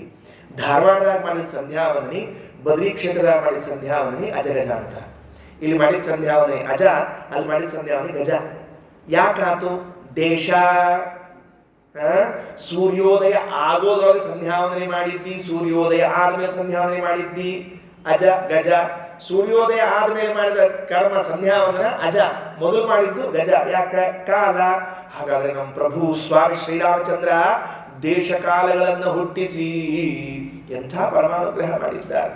ಆ ದೇಶ ಆ ಕಾಲಗಳು, ಇಲ್ಲಿ ಕೊಡುವ ದಕ್ಷಿಣೆ ದಾನಗಳು ಬೇರೆ ದೇಶ ಕಾಲಗಳಲ್ಲಿ. ಕಾಶಿ ಕ್ಷೇತ್ರಕ್ಕೆ ಹೋಗಿ ಗಂಗಾ ತೀರದಲ್ಲಿ ಇಲ್ಲಿ ಕೊಡುವ ₹1 ಅಲ್ಲಿ ಕೊಟ್ರೆ ₹100 ಸಮಾನವಾಯಿತು. ಹಾಗಾದರೆ ಅಂಥ ದೇಶ, ಅಂಥ ಕಾಲಗಳನ್ನು ಸೃಷ್ಟಿ ಮಾಡಿಕೊಟ್ಟರು ಸ್ವಾಮಿ. ದೇಶ ಕಾಲಾಧಿಪತಿ, ಈ ದೇಹೇಂದ್ರಿಯಾಧಿಪತಿ, ಈ ದೇಹ ಇಂದ್ರಿಯಗಳನ್ನು ಕೊಟ್ಟು ಕರ್ಮ ಮಾಡು ಅಂತ ಹೇಳಿದ್ದೀಯಲ್ಲಪ್ಪ. ನಮ್ಮ ದೇಹದಲ್ಲಿ ಯಾವ ಯಾವ ಇಂದ್ರಿಯಗಳಲ್ಲಿ ಯಾವ ಯಾವ ಭಗವದ್ ರೂಪಗಳಿವೆ ಅಂತ ಮಂತ್ರಾಲಯ ಪ್ರಭುಗಳೇ ಮಾನುಷ ದೇಹಿ ವಿದ್ಯಮಾನ ಭಗವದ್ ರೂಪ ಚಿಂತನ ಅಂತ ಗ್ರಂಥ ಬರೆದಿದ್ದಾರೆ. ಅದೊಂದು ಸರ್ತಿ ಕೇಳ್ರಿ, ಯಾವಾಗಾದ್ರೂ ಅವಕಾಶವಾದ. ಒಂದು ದೇಹದಲ್ಲಿ, ನಮ್ದೊಂದು ದೇಹ ನೋಡ್ತೀವಿ, 6 ಅಡಿ 3 ಅಡಿ ಇರ್ಲಿಕ್ಕಿಲ್ಲ, 6 ಅಡಿ 3 ಅಡಿ ಸುಮ್ಮನೆ ಹೇಳ್ತೀವಿ, ಕೆಲವರು ಹೆಚ್ಚು ಕೆಲವರು ಕಡಿಮೆ ಇರ್ಬೋದು. ಇಷ್ಟು ದೇಹದಲ್ಲಿ ಎಷ್ಟು ಭಗವಂತನ ರೂಪಗಳು ಸೇರಿಕೊಂಡಿವೆ ಅಂತ ರಾಯರು ಸಮಗ್ರ ಶಾಸ್ತ್ರವನ್ನು ಸಂಗ್ರಹ ಮಾಡಿಕೊಟ್ಟಿದ್ದಾರೆ. ಅದನ್ನು ನೋಡಿದ್ರೆ ದೇಹೇಂದ್ರಿಯಾಧಿಪತಿ, ದೇಹೇಂದ್ರಿಯಗಳಿಗೆ ಪತಿ ಅಲ್ಲ ಅಧಿಪತಿ. ಅಧಿಪತಿ ಅಂದ್ರೆ ಅಧಿಕಂಪತಿ. ಯಾಕೆ? ಇಂದ್ರಿಯಾಭಿಮಾನಿ ದೇವತೆಗಳಿಲ್ವೋ? ಕಣ್ಣಿಗೆ ಯಾರಿಲ್ಲ? ಸೂರ್ಯ ಇಲ್ವೋ? ಇದ್ದಾರೆ. ಹಾಗಾದ್ರೆ ಅವನಿಗಿಂತಲೂ ಅಧಿಕಪತಿ ಅಧಿಪತಿ, ಪರಿಪತಿ ಅಲ್ಲ. ಒಂದು ವಾಕ್ಯ ಎಷ್ಟು ಚೆನ್ನಾಗಿದೆ. ದೇಶ ಕಾಲಾಧಿಪತಿ, ದೇಶಕ್ಕೂ ಕಾಲಕ್ಕೂ ಅಭಿಮಾನಿ ದೇವತೆಗಳಿದ್ದಾರೆ. ಅಧಿಕತ್ವೇನ ಪತಿ. ದೇಹೇಂದ್ರಿಯಾಧಿಪತಿ ಸೂರ್ಯವಂಶಧ್ವಜ ರಘುಕುಲ ತಿಲಕ ಲಕ್ಷ್ಮಣ ಭರತ ಶತ್ರುಘ್ನಾಗ್ರಜ ಶ್ರೀ ಹನುಮದುಪಾಸಿತ ಚರಣ. ಈ ಶ್ರೀ ಹನುಮದುಪಾಸಿತ ಚರಣ ಎಲ್ಲಿಂದ ಸಂಗ್ರಹ ಮಾಡಿದ್ದಾರೆ ಅಂತ ನನಗೊಂದು ಸ್ವಲ್ಪ ಗದ್ದಲ ಬಂತು. ಹುಡುಕಾಡಿದ್ರೆ ಸಿಗಲಿಲ್ಲ, ಸಿಕ್ತು. ಆಮೇಲೆ ಹಿರಿಯರ ಗುರುಗಳ ಅನುಗ್ರಹದಿಂದ, ವಿದ್ವಾಂಸರ ಅನುಗ್ರಹದಿಂದ ಏನು ಸಿಕ್ತು? ಇದು ಒಂದು ಮಾತು ನಾವು ತಿಳ್ಕೊಂಡ್ರೆ ಸಾಕು. ಹನುಮದುಪಾಸಿತ ಚರಣ, ಅದು ಏನು? ಶ್ರೀ ಹನುಮದುಪಾಸಿತ ಚರಣ. ಶ್ರೀಮಂತನಾದ ಹನುಮಂತನಿಂದ ಉಪಾಸಿಸಲ್ಪಟ್ಟ ಪಾದ ಉಳ್ಳವನೇ. ನೀವು ಹನುಮಂತ ಯಾವಾಗ ಶ್ರೀಮಂತ ಆದ ಅಂತ ಗೊತ್ತಾಗಲಿಲ್ಲ ಅಲ್ವೇ ಆಚಾರ್ಯ? ನಿಮ್ಗೇನು ಸಮಸ್ಯೆ ಇದೆ? ಯಾವಾಗ ಹನುಮಂತ ಎಲ್ಲೋ ಬಿಟ್ ಕಾಯಿನ್ ಒಳಗೋ ಶೇರ್ ಮಾರ್ಕೆಟ್ ಒಳಗೋ ಏನ್ರಿ ರೊಕ್ಕ ಹಾಕಿದ್ದ ಹಣಮಪ್ಪ, ನಮ್ಮ ಹಣಮಪ್ಪ ಯಾವಾಗೋ ಲಾಟ್ರಿ ಹೊಳೀತು, ತಗೊಂಡು ಚೀಲ ತುಂಬ್ಕೊಂಡು ಬಂದ, ಶ್ರೀಮಂತ ಆದ ಅಂತ ಕೇಳಿದ್ರೆ ರಾಯರಂತಾರಲ್ಲಪ್ಪ. ಒಂದು ಸಣ್ಣ ಸುಮಧ್ವಜನ ಶ್ಲೋಕ ನೆನಪಿಟ್ಕೊಳ್ಳಿಕ್ಕೆ ಆಗೋದಿಲ್ವಾ? ಏ ಗುಣಾನಾಮ ಜಗತ್ ಪ್ರಸಿದ್ಧಾ ಯಂ ತೇಷು ತೇಷು ಸ್ಮರಿದರ್ಶಯಂತಿ ಸಾಕ್ಷಾನ್ ಮಹಾಭಾಗವತ ಪ್ರಬರ್ಹಂ. ಶ್ರೀಮಂತಮೇನಂ ಹನುಮಂತ ಬಾಹು. ಅದ್ಭುತವಾದ ಮಾತು ರಾಯರು. ನಿಜವಾಗ್ಲೂ ಹೇಳ್ತೇನೆ, ಸುಮಧ್ವ ವಿಜಯವನ್ನು ಹಿಂಗೂ ಸಂಗ್ರಹ ಮಾಡಿಕೊಡಬಹುದು ಅಂತ ಹೇಳಿದ ಮಹಾನುಭಾವರು ಶ್ರೀ ಹನುಮದುಪಾಸ್ಯ ಚರಣ ಶ್ರೀಮಂತನಾದ ಹನುಮಂತ. ಹೌದು, ಹನುಮಂತನಲ್ಲಿ ಏನ್ ಶ್ರೀಮಂತಿಕೆ ಅದ? ಹನುಮಂತ ದೇವರು ಒಂದು ಕೌಪಿನ ಬಿಟ್ರೆ ಇನ್ನೇನಿಲ್ರಿ. ನಮ್ಮಲ್ಲಿ ಹನುಮಾನ್ ಕಾಚ ಅಂತ ಬರ್ತಿದ್ರು ಹಿಂದಕ್ಕೆಲ್ಲ, ವ್ಯಾಯಾಮ ಶಾಲೆಗೆ ಹೋಗಕ್ಕೆ ಹಾಕೋತಿದ್ರು ಅವನ್ನೆಲ್ಲ. ಈಗೆಲ್ಲ ಹೋದ್ರೆ ಇದೆಲ್ಲ. ಅವಾಗ ಒಂದು ಕೆಂಪು ಬಣ್ಣದ್ದು ಕಚ ಹಾಕೊಂಡು ವ್ಯಾಯಾಮ ಶಾಲೆಗೆ ಹೋಗಿ ಹಿಂಗ್ ತಿರುಗಿಸಿ ಹಿಂಗ್ ಬಂದ್ರೆ ಅದು ವ್ಯಾಯಾಮ ಶಾಲಾ ಹನುಮಾನ್. ಅದಕ್ಕೆಲ್ಲ ಹನುಮಾನ ವ್ಯಾಯಾಮ ಶಾಲೆಗೆಲ್ಲ ಹೆಸರಿದ್ದವ್ರಿ. ಅವೆಲ್ಲ ಹಿಂದಿನ ಕಾಲದ್ದು. ಎಲ್ಲಿ ಹೋದ್ರು ದೇವರ ಹೆಸರು ಬರೋ ಹಂಗೆ ಇಟ್ಟಿರ್ತಿದ್ವಿ ಎಲ್ಲ. ಈಗ ಅದಕ್ಕೆ ಎಲ್ಲಿ ಹೋದ್ರು ದೇವರ ಹೆಸರು ಬರಬೇಕು ಅಂತ ತಿಳ್ಕೊಂಡು ಹೋಟೆಲ್ಗೂ ದೇವರ ಹೆಸರು, ಬಾರಿಗೂ ದೇವರ ಹೆಸರು. ನಿನ್ನೆ ಮನೆಯಲ್ಲೂ ಬರ್ಲಿಕ್ಕೆ, ನಿನ್ನೆ ಊರಿಗೆ ಬರ್ಲಿಕ್ಕತ್ತಿದ್ದೆ, ಆ ರಿಕ್ಷಾದ ಎಲ್ಲ ಕೂತ್ ಬರ್ಲಿಕ್ಕತ್ತಿದ್ದೆ. ನೋಡಿದ್ರೆ ಲಕ್ಷ್ಮೀ ವೆಂಕಟೇಶ್ವರ ಬಾರ್ ಅಂತ ಬಂದಿತ್ತು. ನಾನೇ ಪಾಪಿಗಳ ದೇವರ ಹೆಸರು ಅಲ್ಲಿ ಬಿಟ್ಟು ಲಕ್ಷ್ಮೀ ವೆಂಕಟೇಶ್ವರ ಬಿಡ್ರಿ, ರಾಘವೇಂದ್ರ ದರ್ಶಿನಿ, ರಾಘವೇಂದ್ರ ಹೋಟೆಲ್, ರಾಘವೇಂದ್ರ ಬಾರು. ಏನ್ ಪರಿಸ್ಥಿತಿ ನಮ್ದೆಲ್ಲ. ಅವ್ರು ಹುಚ್ಚ ಅನ್ಬೇಕು, ರಾಕ್ಷಸರು ಅನ್ಬೇಕು, ಪಾಪಿಗಳು ಅನ್ಬೇಕು. ಮಹಾ ದುಃಖಕ್ಕೆ ಕಾರಣ ಇವೆಲ್ಲ. ಮಹಾ ದುಃಖ ಆಗ್ತದೆ ನೋಡಿದಾಗ, ಒಳಗೆ ವೇದನೆ ಆಗ್ತದ್ರಿ. ಹೇಳಿ ಬರುವುದಿಲ್ಲ ಅಷ್ಟೇ, ಯಾರಿಗೆ ಹೇಳಬೇಕು ಕಲಿಯುಗ. ಅದಕ್ಕೆ ಹನುಮಂತ ಕಾಚ ಅಂತ ಇರ್ತಿತ್ತು. ಹನುಮಂತ ದೇವ್ರಿಗೊಂದು ಕೌಪಿನ ಬಿಟ್ರೆ ಇನ್ನೇನು ಇದ್ದಿದ್ದಿಲ್ಲ. ಅದು ಅವ್ರು ಯಾವ ಶ್ರೀಮಂತರು? ಏ ಗುಣ ನಾಮ ಜಗತ್ ಪ್ರಸಿದ್ಧ. ಜಗತ್ತಿನಲ್ಲಿ ಗುಣಗಳು ಅಂತೇನು ಪ್ರಸಿದ್ಧವನೋ ಎಂತೇಶು ತೇಜಸ್ವ ನಿದರ್ಶಯಂತಿ. ಅಲ್ರಿ, ಈಗ ಭಕ್ತಿ ಅಂತ ಒಂದು ಗುಣ ಇದೆ ಅಂತ ಇಟ್ಕೊಳ್ರಿ. ಇದು ದೃಷ್ಟಾಂತ ಯಾರಪ್ಪ? ಭಕ್ತಿ ಇರೋ ದೃಷ್ಟ ಗುಣಕ್ಕೆ ದ್ವೇಷ ಎಂಬುದೊಂದು ನೋಡ್ರಿ. ಈ ದ್ವೇಷ ಎಂಬುದಕ್ಕೆ ದೃಷ್ಟಾಂತ ಯಾರು ಅಂದ್ರೆ ದುರ್ಯೋಧನ. ಕೊಡ್ತೀವೋ ಇಲ್ಲೋ? ದುರ್ಯೋಧನಂತೆ ದ್ವೇಷವನ್ನ ಯಾರಲ್ಲಿ? ಹರಿವಾಯುಗಳಲ್ಲಿ ಮಾಡೋರು ಇನ್ನೊಬ್ರು ಸಿಗೋದಿಲ್ಲ. ಹಾಗಾದ್ರೆ ದ್ವೇಷಕ್ಕೆ ಪರ್ಫೆಕ್ಟ್ ದೃಷ್ಟಾಂತ ಯಾರು? ದುರ್ಯೋಧನ, ಕಲಿ. ಹಾಗಾದ್ರೆ ಭಕ್ತಿಗೆ ಪರ್ಫೆಕ್ಟ್ ದೃಷ್ಟಾಂತ ಯಾರು? ಹನುಮಂತ. ಜ್ಞಾನಕ್ಕೆ ಒಳ್ಳೆ ದೃಷ್ಟಾಂತ ಯಾರು? ಹನುಮಂತ. ಔದಾರ್ಯಕ್ಕೆ ದೃಷ್ಟಾಂತ ಯಾರು? ಹನುಮಂತ. ಸಲ್ಲಕ್ಷಣಗಳಿಗೆ ದೃಷ್ಟಾಂತ ಯಾರು? ಹನುಮಂತ. ಯಂತೇಷು ತೇಷಸ್ಮ ನಿದರ್ಶಯಂತಿ ಸಾಕ್ಷಾತ್ ಮಹಾಭಾಗವತ ಪ್ರಬರ್ಗಂ ಶ್ರೀಮಂತಮೇನಂ ಹನುಮಂತ ಮಾಹೋ. ಆ ಮಾತನ ಮಂತ್ರಾಲಯ ಸ್ವಾಮಿಗಳು ಶ್ರೀ ಹನುಮದುಪಾಸ್ತ ಚರಣ ಭಾಗವತದ ಪಂಚಮ ಸ್ಕಂದದಲ್ಲಿ ಒಂದು ಪ್ರಸಂಗ ರಾಯರಿಗೆ ಹೆಂಗೆ ಸಂಗ್ರಹ ಮಾಡ್ಯಾರ ನೋಡ್ರಿ. ಎಲ್ಲದ ಅಂದ್ರೆ ಕಿಂಪುರುಷ ಖಂಡ ಅಂತ ಒಂದಿದೆ ಅಂತೆ. ಕಿಂಪುರುಷ ಖಂಡ ಅಂತ ಹೆಸರು. ಶ್ರೀ ಶುಕೌವಾಚ ಕಿಂ ಪುರುಷೇಷು ಭಗವಂತಂ ಆದಿಪುರುಷಂ ಲಕ್ಷ್ಮಣಾಗ್ರಜಂ ಸೀತಾಭಿರಾಮಂ ರಾಮಂ ತಚ್ಚರಣ ಸನ್ನಿಕರ್ಷಾಭಿರತಃ ಪರಮ ಭಾಗವತೋ ಹನುಮಾನ್ ಸಹ ಕಿಂ ಪುರುಷೈಃ ಅವಿರತ ಭಕ್ತಿಃ ಉಪಾಸ್ತೆ. ಏನ್ರಿ, ಭಾಗವತ ಪಂಚಮ ಸ್ಕಂದದಲ್ಲಿ ಬಂದ ವಾಕ್ಯ ಸಂಗ್ರಹ ಮಾಡಿದ್ದಾರೆ ರಾಯರು. ಶ್ರೀ ಹನುಮದ್ ಉಪಾಸ್ತ ಚರಣ ನೋಡ್ರಿ ಹೆಂಗ ನೋಡ್ರಿ. ಕಿಂ ಪುರುಷೇಷು ಭಗವಂತಂ ಆದಿಪುರುಷಂ ಲಕ್ಷ್ಮಣಾಗ್ರಜಂ ಬಂದ್ರಿ ಹಿಂದೆ. ಸೀತಾಭಿರಾಮಂ ಸೀತಾಪತಿ ಬಂದದ. ರಾಮಂ ತಚ್ಚರಣ ಸನ್ನಿಕರ್ಷಾಭಿರತಃ ಪರಮ ಭಾಗವತೋ ಹನುಮಾನ್ ಸಹ ಕಿಂ ಪುರುಷೈಃ ಅವಿರತ ಭಕ್ತಿ ಉಪಾಸ್ತೆ. ಅವನ ಚರಣವನ್ನ ಇವನು ಉಪಾಸನ ಮಾಡ್ತಾ ಇದ್ರೆ ಶ್ರೀ ಹನುಮದ್ ಉಪಾಸ್ತ ಚರಣ ಭಾಗವತ ಪಂಚಮ ಸ್ಕಂದ ಮೂಲೆ. ಅಲ್ಲೇನ್ ಮಾಡ್ಲಿಕ್ಕತ್ತಾರ? ಕಿಂ ಪುರುಷ ಖಂಡ ಅಂತ ಒಂದು ಭಾಗ, ಭೂಭಾಗ. ಆ ಭೂಭಾಗದಲ್ಲಿ ಆರ್ತಿಶೇಣ ಅಂತನ್ನುವಂತಹ ಒಬ್ಬ ವ್ಯಕ್ತಿ, ಅವರು ಗಂಧರ್ವರ ಜೊತೆಗೆ ಸೇರಿಕೊಂಡು ರಾಮಚಂದ್ರನ ಗುಣಗಾನವನ್ನು ಮಾಡ್ತಾ ಇದ್ರೆ ಕೇಳ್ತಾ ಇರುವಂತಹ ಹನುಮಂತ ದೇವರು ತಾವು ಅವರೆಲ್ಲರ ಜೊತೆಗೆ ಸೇರಿಕೊಂಡು ರಾಮನ ಒಂದು ಸ್ತೋತ್ರವನ್ನು ಮಾಡ್ತಾರಂತೆ. ಮುಂದಿನ ಎಲ್ಲಾ ಸ್ತೋತ್ರಗಳು ರಾಮಂದೇ ಮಾಡಿದ್ದು. ಒಂದು ಮಾತು ಏನಂತಾರೆ? ಓಂ ನಮೋ ಭಗವತೆ ಉತ್ತಮ ಶ್ಲೋಕಾಯ. ಇದು ರಾಮಚಂದ್ರನ ಸ್ತೋತ್ರ ಮಾಡಿದ್ದು ಹನುಮದ್ ಉಪಾಸಿತ ಚರಣ ಭಾಗವತ ಪಂಚಮ ಸ್ಕಂದಲ್ಲಿ.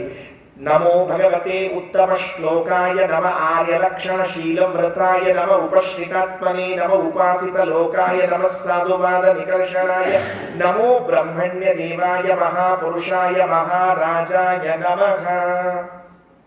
ಎಲ್ಲ ಒಂದೊಂದು ವಾಕ್ಯಗಳು ಅಷ್ಟು ಅದ್ಭುತವಾಗಿರುವಂತಹದ್ದು. ಹೀಗೆ ಹನುಮಂತ ದೇವರು ತಾವು ಕಿಂಪುರುಷ ಖಂಡದಲ್ಲಿ ಭಗವಂತನ ಆರಾಧನೆಯನ್ನು ಮಾಡ್ತಿರ್ತಾರೆ. ಅಂತಹ ಮಾತನ್ನ ಮಂತ್ರಾಲಯ ಸ್ವಾಮಿಗಳು ನಮಗೆ ಸಂಗ್ರಹ ಮಾಡಿಕೊಟ್ಟು ನಾವು ಹೇಗೆ ಭಗವಂತನ ಗುಣಚಿಂತನೆಯನ್ನು ಮಾಡಬೇಕು ಅಂತ ಶ್ರೀ ಲಕ್ಷ್ಮೀ ನರಸಿಂಹಾತ್ಮಕ ಪರಮದಯಾಲೋ ಕ್ಷಮಾ ಸಮುದ್ರ ಭಕ್ತವತ್ಸಲ ಭಕ್ತಾಪರಾಧ ಸಹಿಷ್ಣೋ ದೇಶಕಾಲಾಧಿಪತೆ ದೇಹೇಂದ್ರಿಯಾಧಿಪತೆ ಸೂರ್ಯ ವಂಶಧ್ವಜ ರಘುಕುಲ ತಿಲಕ ಲಕ್ಷ್ಮಣ ಭರತ ಶತ್ರುಘ್ನಾಗ್ರಜ ಶ್ರೀ ಹನುಮದುಪಾಸ ಚರಣ ಸೀತಾಪತೆ ಶ್ರೀರಾಮಚಂದ್ರ ತ್ವದಾಜ್ಞೆಯ ತ್ವತ್ಪ್ರೇರಣೆಯ ತ್ವತ್ಪ್ರೀತ್ಯರ್ಥಂ ತ್ವಾಮುದ್ದೇಶ್ಯ ತ್ವಾಮನುಸ್ಮರಣ್ಯೇವ. ಹೀಗೆ ನಾವು ನಿತ್ಯ ನೈಮಿತ್ತಿಕ ಕರ್ಮಗಳನ್ನು ಮಾಡ್ತೇವೆ. ಯಥಾಶಕ್ತಿ ಯಥಾ ಜ್ಞಪ್ತಿ ಯಥಾ ವೈಭವಂ ಕರಿಷ್ಯೆ ಅಂತ ತಿಳಿಸಿಕೊಟ್ಟಿದ್ದಾರೆ. ಮಂತ್ರಾಲಯ ಸ್ವಾಮಿಗಳ ಗ್ರಂಥಗಳ ಅದೊಂದು ಸಾಗರ, ಅದರಲ್ಲಿ ನಾವು ಮುಳುಗಿದರೆ ಪುನಃ ಎದ್ದು ಬರುವುದು ಕಷ್ಟ. ಅದರಿಂದ ಅವರಲ್ಲಿ ಪ್ರಾರ್ಥನೆ ಮಾಡಿಕೊಳ್ಳೋಣ. ಹೇ ರಾಘವೇಂದ್ರ ಗುರು ಮಹಾಪ್ರಭು, ಈ ಜನ್ಮದಲ್ಲಿ ಎಷ್ಟು ಕ್ಷಣಗಳು ಮುಂದೆ ಉಳಿದುಕೊಂಡಿವೆಯೋ ಅಷ್ಟೆಲ್ಲ ಕ್ಷಣಗಳು ನಿಮ್ಮ ಗ್ರಂಥಗಳನ್ನು ಕೇಳುವ ಸೌಭಾಗ್ಯ ನಮಗಾಗಲಿ. ನಿಮ್ಮ ಗ್ರಂಥಗಳನ್ನು ಕೇಳಿ ನೀವು ಹೇಳಿದಂತೆ ಭಗವಂತನ ಮುಖ್ಯ ಪ್ರಾಣದೇವರ ತತ್ವಾಭಿಮಾನಿ ದೇವತೆಗಳ ಉಪಾಸನೆ ಮಾಡುವಂತೆ ನಮ್ಮ ಜೀವನ ನಡೆಯಲಿ ಅಂತ ಹೇಳ್ತಾ ಶ್ರೀಕೃಷ್ಣ ಅರ್ಪಣಮಸ್ತು. ಅಕ್ಷಯಂ ಕರ್ಮ ಯಸ್ಮಿನ್ ಪರೇ ಸ್ವರ್ಪಿತಂ ಪ್ರಕ್ಷಯಂ ಯಾಂತಿ ದುಃಖಾನಿ ಯನ್ನಾಮತಃ ಅಕ್ಷರೋ ಯೋಜನಃ ಸರ್ವದೈವಾಮೃತಃ ಕುಕ್ಷಿಗಂ ಯಸ್ಯ ವಿಶ್ವಂ ಸದಾ ಜಾಧಿಕಂ ಪ್ರೀಣಯಾಮೋ ವಾಸುದೇವಂ ದೇವತಾಮಂಡಲ ಖಂಡಮಂಡಲಂ ಪ್ರೀಣಯಾಮೋ ವಾಸುದೇವಂ. ಶ್ರೀಕೃಷ್ಣ.